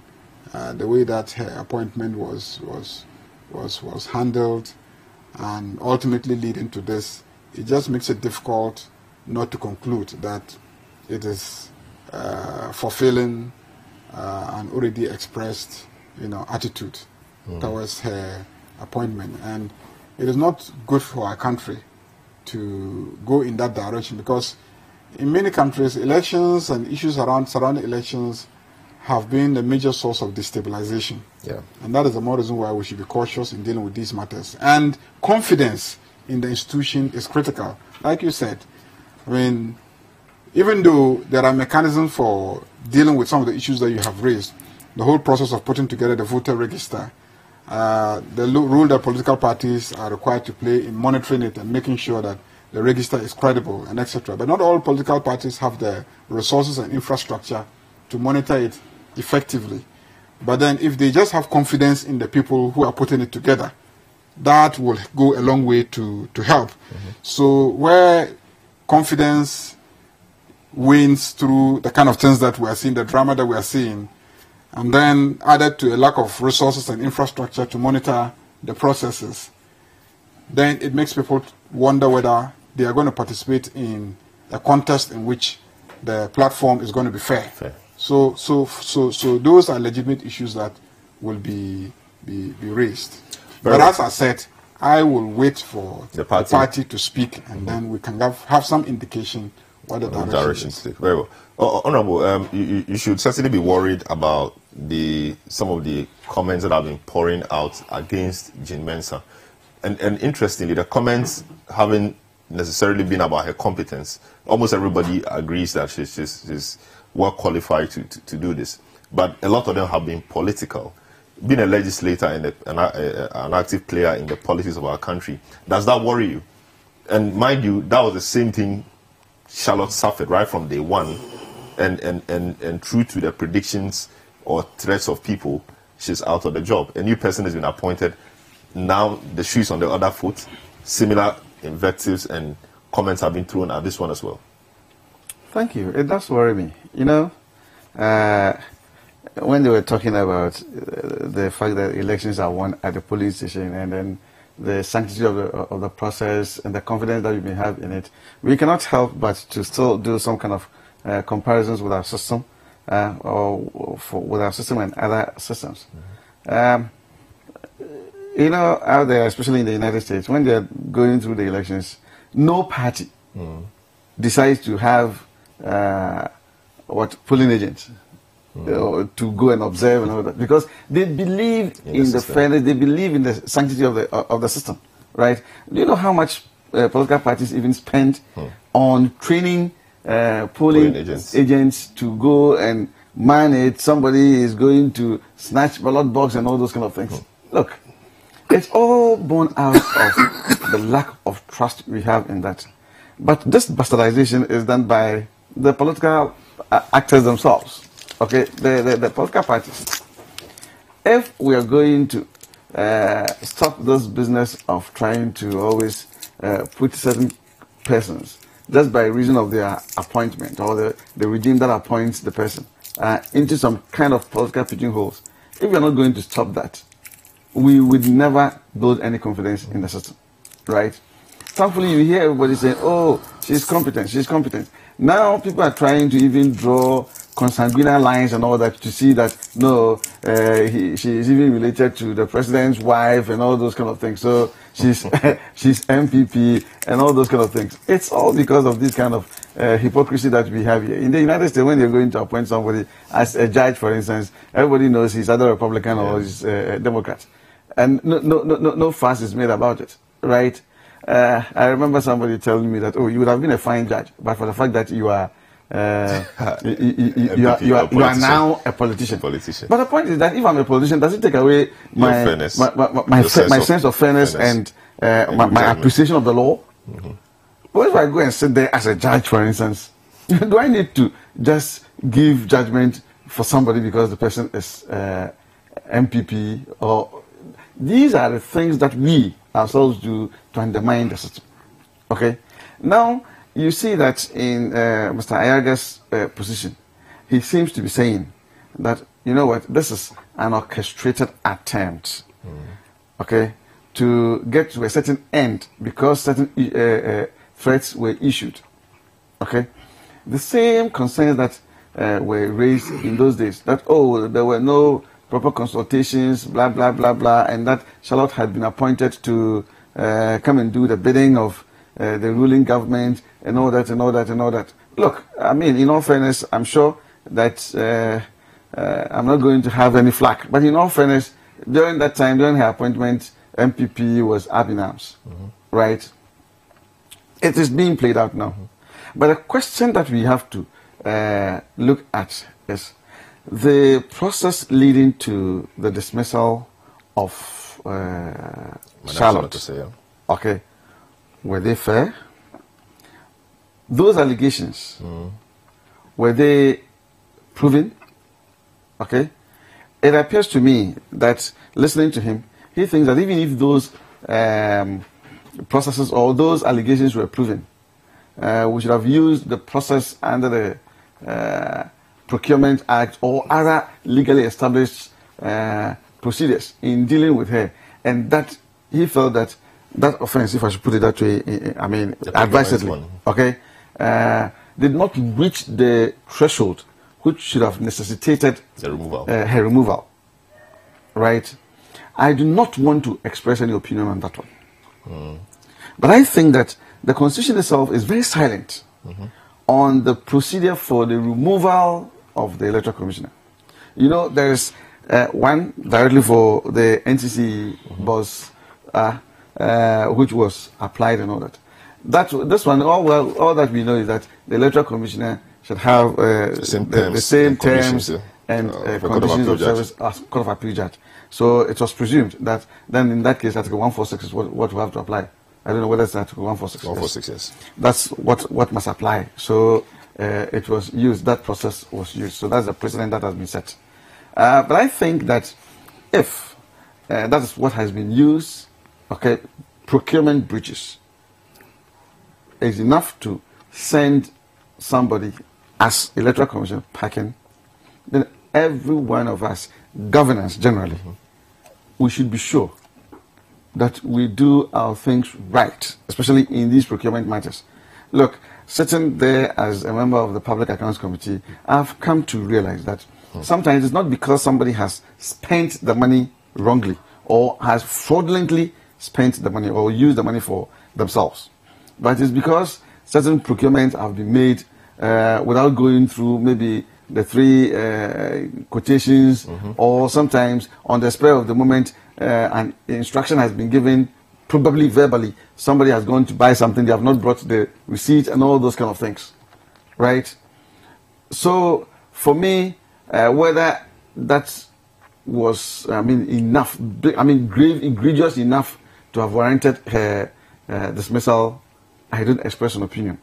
We have now got to a point where the challenge is there in the courts, right? Yet the president has gone ahead to appoint. It leads to some kind of legal crisis, and I'm going to explain why. In the event that the judiciary goes ahead to say that, look, we know, or there were fact findings, or there were findings of fact that indeed these were the things, and then they probably make a pronouncement that regardless of that, it didn't reach that threshold of a crime to remove her. Okay, the question is, what happens to the appointment of Jim Mensah, right? But the flip side of it is that, you know what, we are going to have work to do. There's work to do. We are going to have referendum. District Assembly elections. All these things are coming, and of course, probably they may even think about realignment of constituencies and all that leading to the 2020 elections. So the 2020 elections is not just when they are going to print ballot boxes and all that, ballot papers and all that. It's a whole process. It's a whole process, yeah. Right? So the need for that is also there. So the thing is, do you sit down until this it hits you like a boomerang in your face, and then no commission is in place and everything goes haywire? Or now that you have gone through the process, okay, in law, she's already removed, okay, she is testing it in the courts, or some other people are testing it in the court. So now that she stands removed, I have the right to, as president, to do what I have to do. If her removal is maybe set aside, then that becomes another issue for us to deal with. Yeah. Probably that's become the that becomes if her removal is set aside, that becomes a difficulty. Yes. Because then it means that the nomination of Jean Mensah and co won't stand. Yes. Then that becomes a difficulty. So, but we should leave. Of course, these are possibilities. Mm-hmm. These are possibilities. But at least, do you think the action of the president ties the hand of the judiciary? You think it's likely to tie their hands in the way they will look at the matter? They shouldn't be. Their hands should not be tied. Okay? It may lead to some kind of legal crisis. But the point is that the boldness of the courts and their independence must also be asserted. Right? I know that the Supreme Court being, or the courts generally, it's a timorous soul and bold spirit moment. They should have the bold spirit. They don't have to be timorous souls. They should just apply the law the way they can. Okay, the way they appreciate it. Okay, it doesn't take away the fact that they would look at issues of policy and all that, especially when it gets to the Supreme Court. Mm-hmm. Usually, policy the thinking is not so much about strict application of the law, mm-hmm. right? So if we go this way, what is the likely effect the consequences on of the whole country? All these things, right, work on their minds. Is for politicians, okay, to stop commenting on. I can assure you that, with all due respect, even if Jesus Christ was in Ghana and the president, he's not had appointed. No, I'm talking about he being in Ghana in flesh. No, that's Sydney's area, so you don't have to go there. Okay. Don't be tempted. Don't be tempted at all. Okay. Let us talk about saints and leave Jesus Christ. Even if we had human beings who are so sanctimonious, like me, right? And their integrity is not questionable. For as long as they have been appointed by a certain regime. Yeah. Okay? The temptation is that, or the tendency is that, those on the opposite side will complain. And for as long as we play that ball, we would undermine the system. The question, we always say that, and people say that, so when should it stop? Is it when you are in power? When you are in power, you don't want people to also say that. When you go out of power, you still say that. And for as long as we do that, look, we may not have confidence in the system. But otherwise, why should we, if we trust the people who are running the system, why should we go and even train police agents to go and man the thing and they say, oh, you see, you have to sleep on the back. You don't know what happens when they, especially when they finish with the special voting. Special voting. Okay. You finish with the special voting. We know it's taken to the police station or the ballot boxes. But party people go and sleep there at the police station. Oh, you don't know. We don't trust anybody. Okay? Party people will take turns to be there in such a way that for 24/7, at least there are two eyes watching that thing. So you also do the same? My friend. I'm talking about political parties. Yes, so don't talk about me. No, but you're also in a contest. Your seats, party, everything. So the party itself will make sure that people are there. People are there. So whether it is me or whether it is NDP, whether it is NGC, the people will be sure that people are there. That's exactly what you have been doing. It's just symptomatic of lack of trust in the system. All right. But who created it? We created it ourselves. Very well. Let me just end it there. And I think that I don't know if I have my colleagues' permission to seek leave and leave for Parliament now. Yes, you leave in 5 minutes. The two of us. Yeah, that's what I'm saying. They won't leave us to discuss a very. No, but the message is clear to them. You have given us your thinking on America. You want me to say it openly? So you leave in 5 minutes. Let them finish with this. We take a break and you can leave. So, Sini, weeks ago we talked about this, about how to grow the trust in the system. The appointment of the EC, for example, where I think that it was suggested that we could have an open way of doing it. You have people sending their applications to a certain body, which is, and the people will be vetted by a group of independent people of a kind, so that whoever emerges, it becomes a lot more universally accepted than what we have now. But there's a constitutional impediment. The way the person must be appointed or nominated is been detailed by the Constitution. So it means that if we want to go by that open approach, then the constitution will have to be amended. That really is a hurdle to make. How do we appoint somebody who is universally accepted? Because now it appears that it's going to be a tit for tat. NDC comes, they will have a problem with Jean Mensa. Somebody else comes, another region will have a problem with it. So that's the difficulty. How do we scale that? It's not an impossible task. You know that the exchequer in the UK is a Canadian, right? Is he still a Canadian? Yeah, he is. He's a Canadian. I don't think he's been removed. He is. He's not British. He was put in there because of competence and his ability to be able to do a job. Someone can argue that he's part of the Commonwealth. He's part of the Commonwealth. Yeah, but the point you're making is very good. So, you know, look, I'm sorry, but the reason why we are going through all this is because the politicians don't trust each other. It has nothing to do with anything else. If they want to continue the mistrust and suspicion, then we'll always have this chaos. And unfortunately, I don't think you can solve it overnight. There will forever be mistrust between them. And the only option we have, maybe, is if we can change this first past the post winner takes all system that we have. And that one too, when you start talking about it, they don't like it because nobody wants it to be changed whilst they are in power. So how do you fix it? As far as I'm concerned, if we have gone through the due process of removal of the EC chair, and we have now arrived at the end base, and Charlotte Osei has been removed.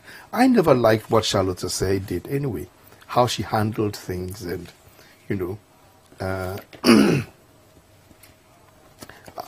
I remember the consternation that we had in the run-up to the 2016 elections. I thought, you know, it could have been done better, and I felt very uncomfortable with the whole thing at the end of the day. So if we have arrived at this point, and some persons have challenged it in court, let's see how it pans out. If it turns out that the Supreme Court disagrees with the whole thing, then we have a crisis. And it's a new one, but it builds experience and it builds character, and we will know what to do next time. I'm sure that in this country today, it will be very difficult for anybody to even go and do another election petition. You know, after what we went through for 8-9 months, I doubt very much if we will do so again. And at least that whole process has spurred an attempt to try and change the integrity of the ballot as we go forward and try and put measures in place to fix things. So we are learning in so many ways. But I would like to leave it here and let Franklin have his say, so we can talk about America before the parliamentarians. So because the parliamentarians have to leave, we just want to take their quick views on the Ameri deal. We'll take a break. Then Sydney, Franklin will make his point on the EC. Then we'll continue. But before they leave, they have to hear my advice to them on the Ameri deal. Your advice is that they shouldn't give it. Give it. Okay, so give it now, so they incorporate it in their comments before Franklin can say on the EC. But I will do detail on Ameri. Fine, yeah, we'll come back to that. So give the advice, and that may inform what they do on the floor of Parliament. But before that, what is Parliament doing this morning? This is Saturday. Why is Parliament sitting today? We're supposed to have extra classes. Finished our business for this session, for this meeting. If I should put it that way. You are rising today. Yes, Parliament is rising today. Yes, so there are some a couple of unfinished business. So that's what we're going to. Is Ameri one of them? I actually went to Parliament before coming here, so I have the other paper. Unfortunately, it's in my car. Okay. So I think it's one of the things on the bill for us to deal with. But you can't discuss Ameri. You haven't got all the relevant information. I don't. So, but, and I don't profess to Yeah. know everything about Ameri. So, I would rather as far as not display my ignorance. As far as I know, So, maybe Erica has said. Basically, what they are seeking to do is to extend the contract and then to have a new company take over Ameri based on newly negotiated terms, with some of the liabilities owed to Ameri as a company being transferred to the new company that is taken over. Yeah, that's what we call Novision. So Who owns the new company? Who owns the new company? It's Metzger. They say they play the middleman's role between Ameri and Ghana. The same Metzger that took the 150 million commission. These guys are called Metillenius. Metillenius. It's a sister company. Yeah. Okay, sister company. Okay. So basically that is what it is. So that is being discussed. But the committee failed to conclude on the matter yesterday because the minority asked for 4 things. I remember 3, the other one I have to check. The minority asked for the Attorney General's legal opinion on the transaction, which was not captured in the deliberations. The Attorney General, the minority also asked for the approval of the PURC, which was not captured. And then they also asked for the approval of the Finance Minister under the Public Finance Management Act. And there was a third thing that the minority asked for yesterday, a fourth thing, which did not come. And I don't know if by this morning those will be available. We'll read the report for us to have the report, and then they will take it in the House. Right. But how are you going to go through all of those very critical documents within a short period of time and make a decision before Parliament rises today? The way the Parliament works is that the committee members, the Finance Committee members and the Energy Committee members, because they've been working on this for so many years, they will come and advise. They are very conversant with the issues. So when they get all those documents, they would have known. They've met several times on the terms and etc. And so if they put the report together and present it to the House, the people in the Energy Committee and the Finance Committee will normally lead the debate, and then we will take a decision on the matter. You are going to commit the whole country's finances, all right, for the next 15 years, $75 million a year for 15 years. 1.1 billion. $1.1 billion, which we don't have, or at least it's quite a sum of money for us. Why the rush? Why not? Why can't Parliament take its time, wait for all the documents properly, and if nothing at all, get private sector opinion? Because I have looked at the new contract that has been laid before Parliament. I've looked at the analysis by some independent thinkers, and this seems to me like an atrocious deal to do. It doesn't make financial sense one tiny bit. Not only that, I've also cited a report from VRA on their analysis of the future development of power that is coming up. And this Ameri deal with this particular power resource pales into insignificance because of all the other energy sources that are coming up. Absolutely. So it doesn't make any sense to go and trade what should be a $50 million commitment in exchange for a $1.1 billion commitment, just because you're saying that it is going to be renegotiated for 15 years. That's number one.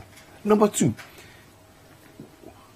we need to look at this supposed new company, because it appears that this new company is only the old company just remolded into something else. The middle one, not necessarily Ameri, but the guys who play the middleman's role. Yeah. And then I ask the question: has Parliament asked who is representing this new company in Ghana? Immediately, those questions may not be directed at us. Because I'm sure the committee that is dealing with it has all the information. Yeah, but don't hide behind the cloak of the committee. may not know. In fact, Well, the medical even officials even if the committee knows, what about us, the people of this we'll come country? back and comprehensively deal with this in the time we have. So 97.3 City FM, City TV, this is the big issue. They're taking the message to the floor. They are doing that, and they've noted it. So we will return and deal with these matters comprehensively in the space of time we have.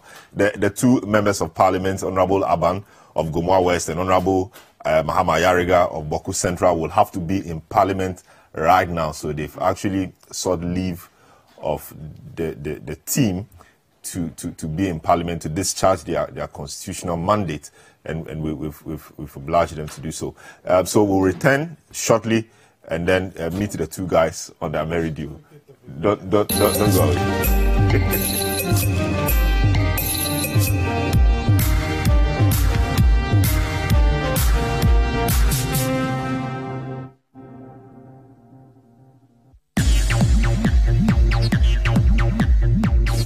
Live music, interviews, poetry, and more with your favorite personalities.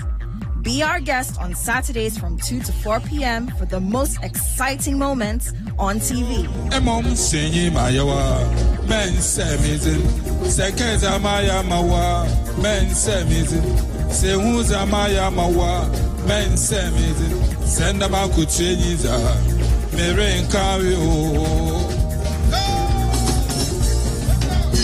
Join Kojo Akoto Boateng for real entertainment right in your living room. Saturday Live on City TV and City 97.3 FM.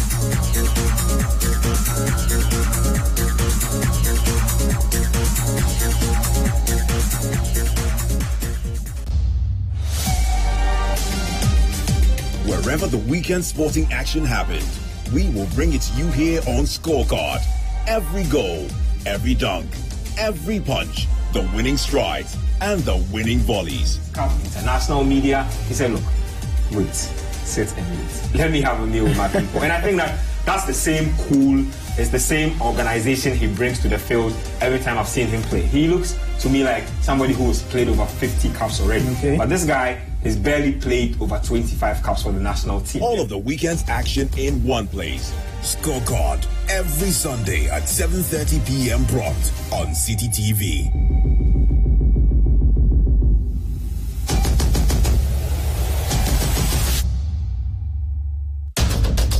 Tune in to The Point of View, Mondays and Wednesdays at 9 p.m. as Bernard Avlet takes the news further.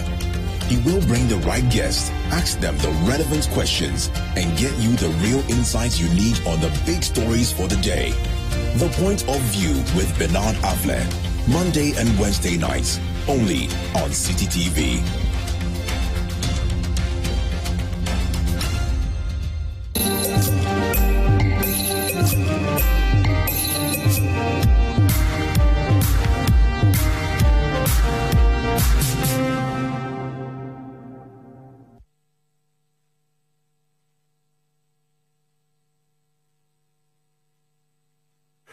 All right, so you're welcome back. This is a big issue, 97.3 City FM and on City TV. We are also live around the globe at citynewsroom.com. So we are on their merit due. The two MPs have had to leave us because they have engagements in Parliament. Parliament is sitting today, and Parliament is rising today as well for their Parliament is going on recess. So I have Sydney and I have Imani President Franklin Kujo with me to do this one.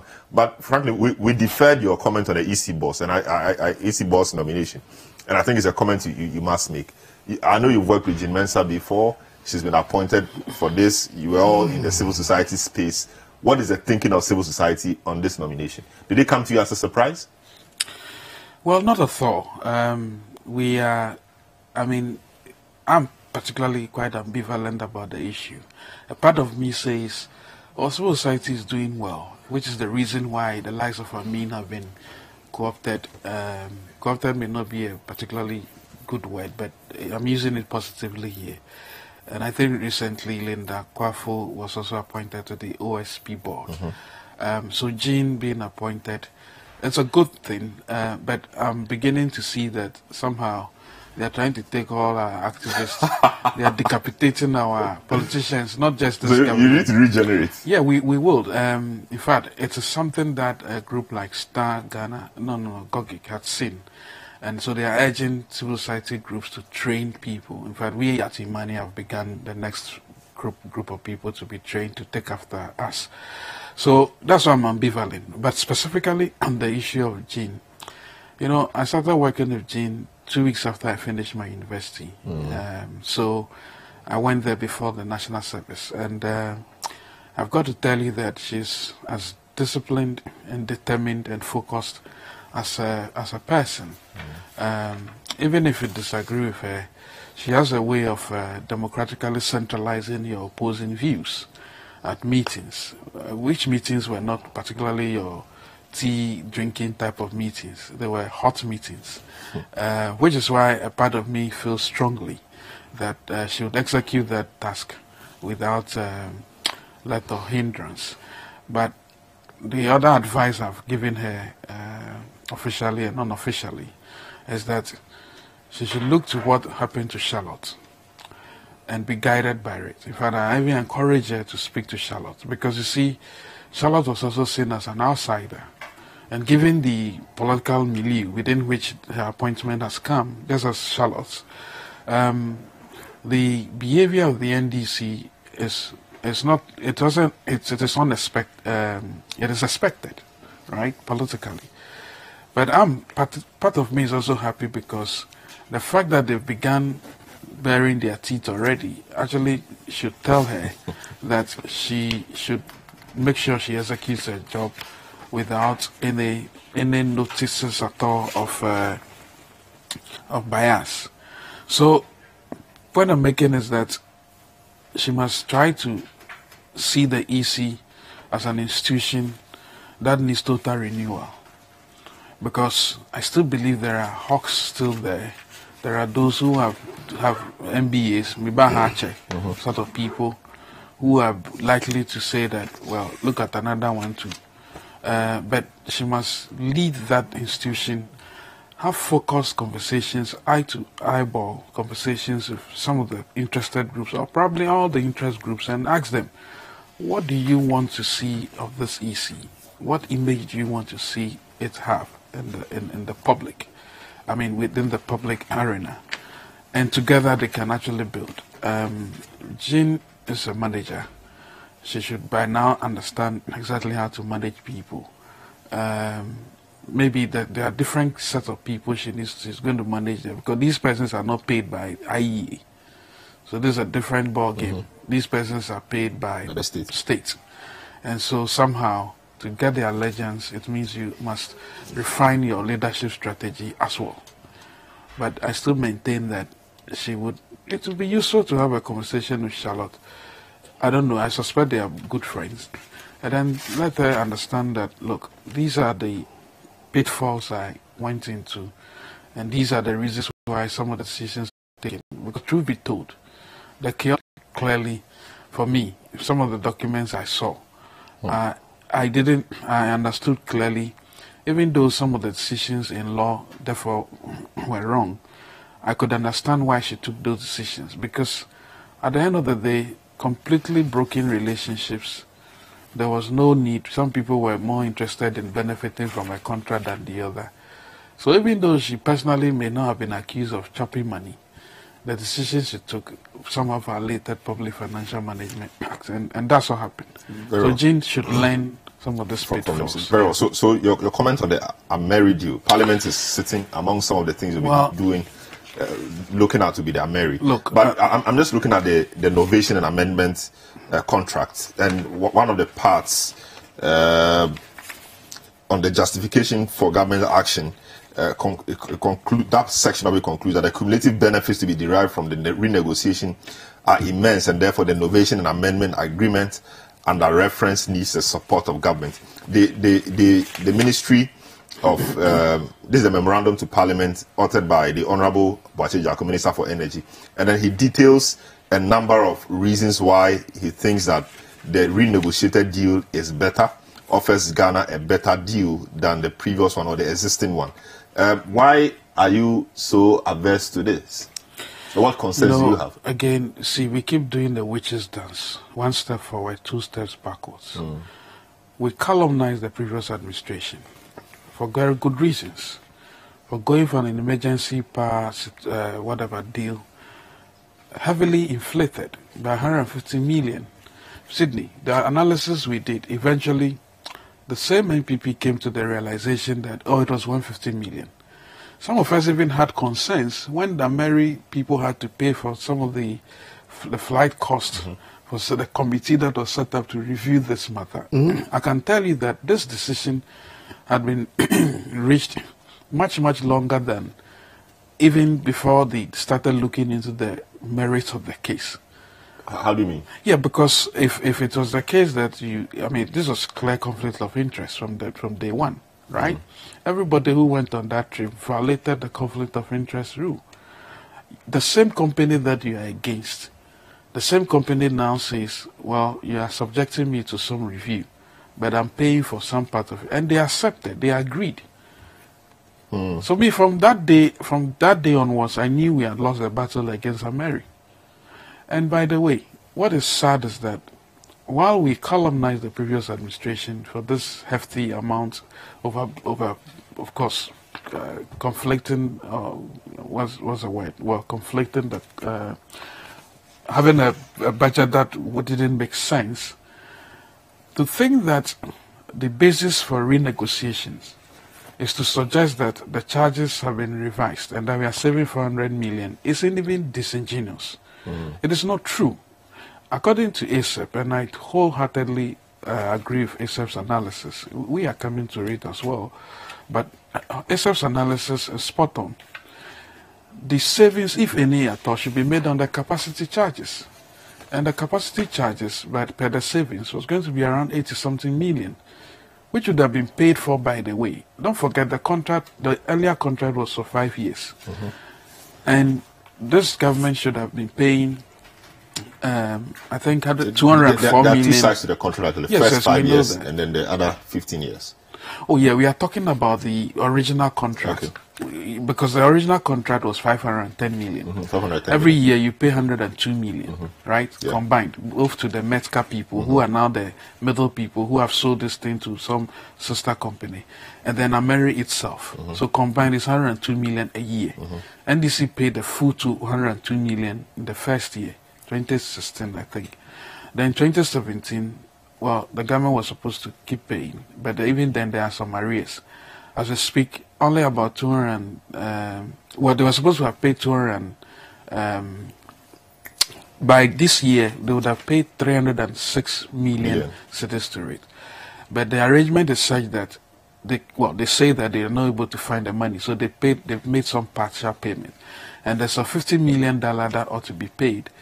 And because that figure has come up and probably there's no money, that is why we are trading 50 million for an extended deal beyond the 5 years to 15 years and making very basic savings. Under the old deal, we're going to pay 73 million an EPC agreement. Sydney would back me up on that one.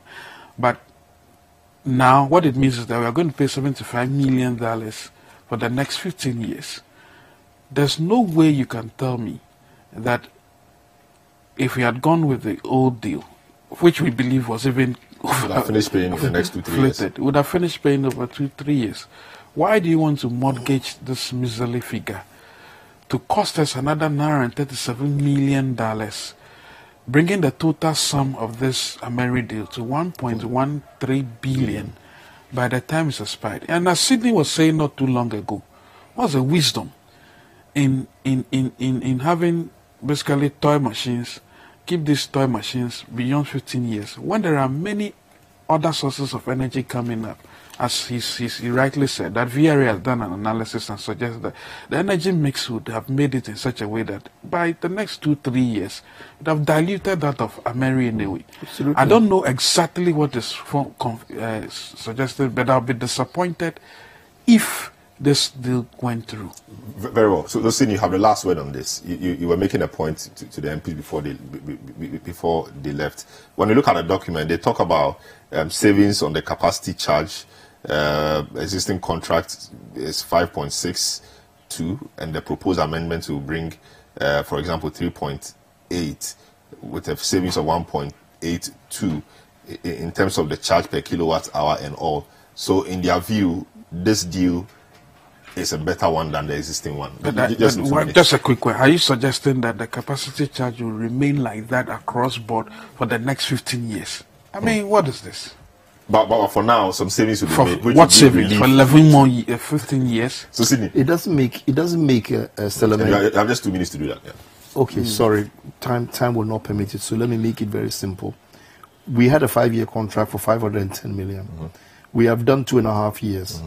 You divide that by in two, you've paid about 255 million. You have 255 million left to pay. Yeah. There's some 15 million liability that is being carried over. So there's 300 million that you need to pay in order to be able to complete this contract. So you do that. Against that, you are now going to incur a new contract of 75 million for 15 years, 1.1 billion. How do you compare that to the 300 million that you're supposed to pay? It doesn't make any sense. The only reason why somebody would do this is because there's some money to be chopped inside. That's the only reason why anybody would do this. And that's why I'm asking the question, who owns the new company? The Miscellaneous. Somebody else has remolded this thing in such a way that they are bringing a new person to book. Who is the agent in this country who is representing Miscellaneous or Metcalf or whoever it is that is there? Let us get behind all of these things and try and understand exactly who we're dealing with. And Metcalf, by the way, immediately the elections were over, Metcalf came into this town. Somebody invited Metcalf. Yeah. Yes, and they were here. Who invited Metcalf? Well, I mean, the interested parties. No, but people invite people for business stuff. Yeah, I'm just saying that, of course, Metcalf were you don't here. Come into, you don't come into a country to come and do a 75 million a year deal and not have a representative. Exactly. Somebody is representing them. Yes. And we need to find out. Lift the veil. Let's lift the veil. Who is the person who is behind all of this and trying to negotiate it? I don't understand. I don't for the life of me understand how the energy minister can bring a deal like this to the table and not expect anybody to scrutinize it. And Parliament is doing its usual thing again and doing it an emergency and rushing to complete it before they rise today. Why? Why are you going to go and put us through all of this and commit us to 1.1 billion, 1.2 billion that we don't have? Where are we going to find it from? In less than a month, this parliament is passing, if you add this, almost $2 billion worth of deals. Well, under the NDC, we saw the similar things, almost 900 million. So just the people in the political class I expect the finance ministry, when they produce their analysis, all right, finally, because as part of the condition for this thing to go through, the finance ministry has to agree. Approval. I would like to know, and I hope that the finance ministry does not give a positive go-ahead for this to be done. But you see, when you we run out of time, but when you look at the executive approval given, I mean, the executive appears to have given the approval. So now it's left with Parliament to let this go through. But I mean, I'm having signals that it's time. So this is how we conclude today's edition of The Big Issue. It's been live from our studios here at number 11, Dr. Martin Lupin at Dabraka in Accra, and also on City TV and citynewsroom.com. My guest this morning, we have two MPs who have had to leave because they are wanted in Parliament to conclude a number of deals before they rise. Mahama Yariga, MP for Boko Central, Alexander Aban, MP for Gomoa West. And so Franklin Kujo, President of Money Africa, is here, and Sydney Kesley-Hayford, financial analyst and member of Occupy Ghana. Thank you so much for doing the listening and the viewing as well. My name is Selom Adunu, and as I always say, beloved, I wish above all things that thou mayest prosper and be in good health, even as your soul prospers. Have a good weekend.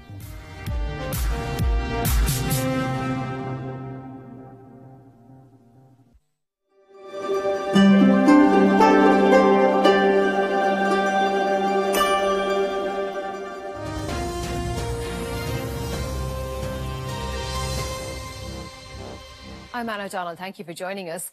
Well, soaring summer temperatures in many places in the Northern Hemisphere have left firefighters battling huge blazes. In the United States, 2 firefighters died as they struggled to bring a blaze in Northern California under control. Dozens of homes in the city of Redding have gone up in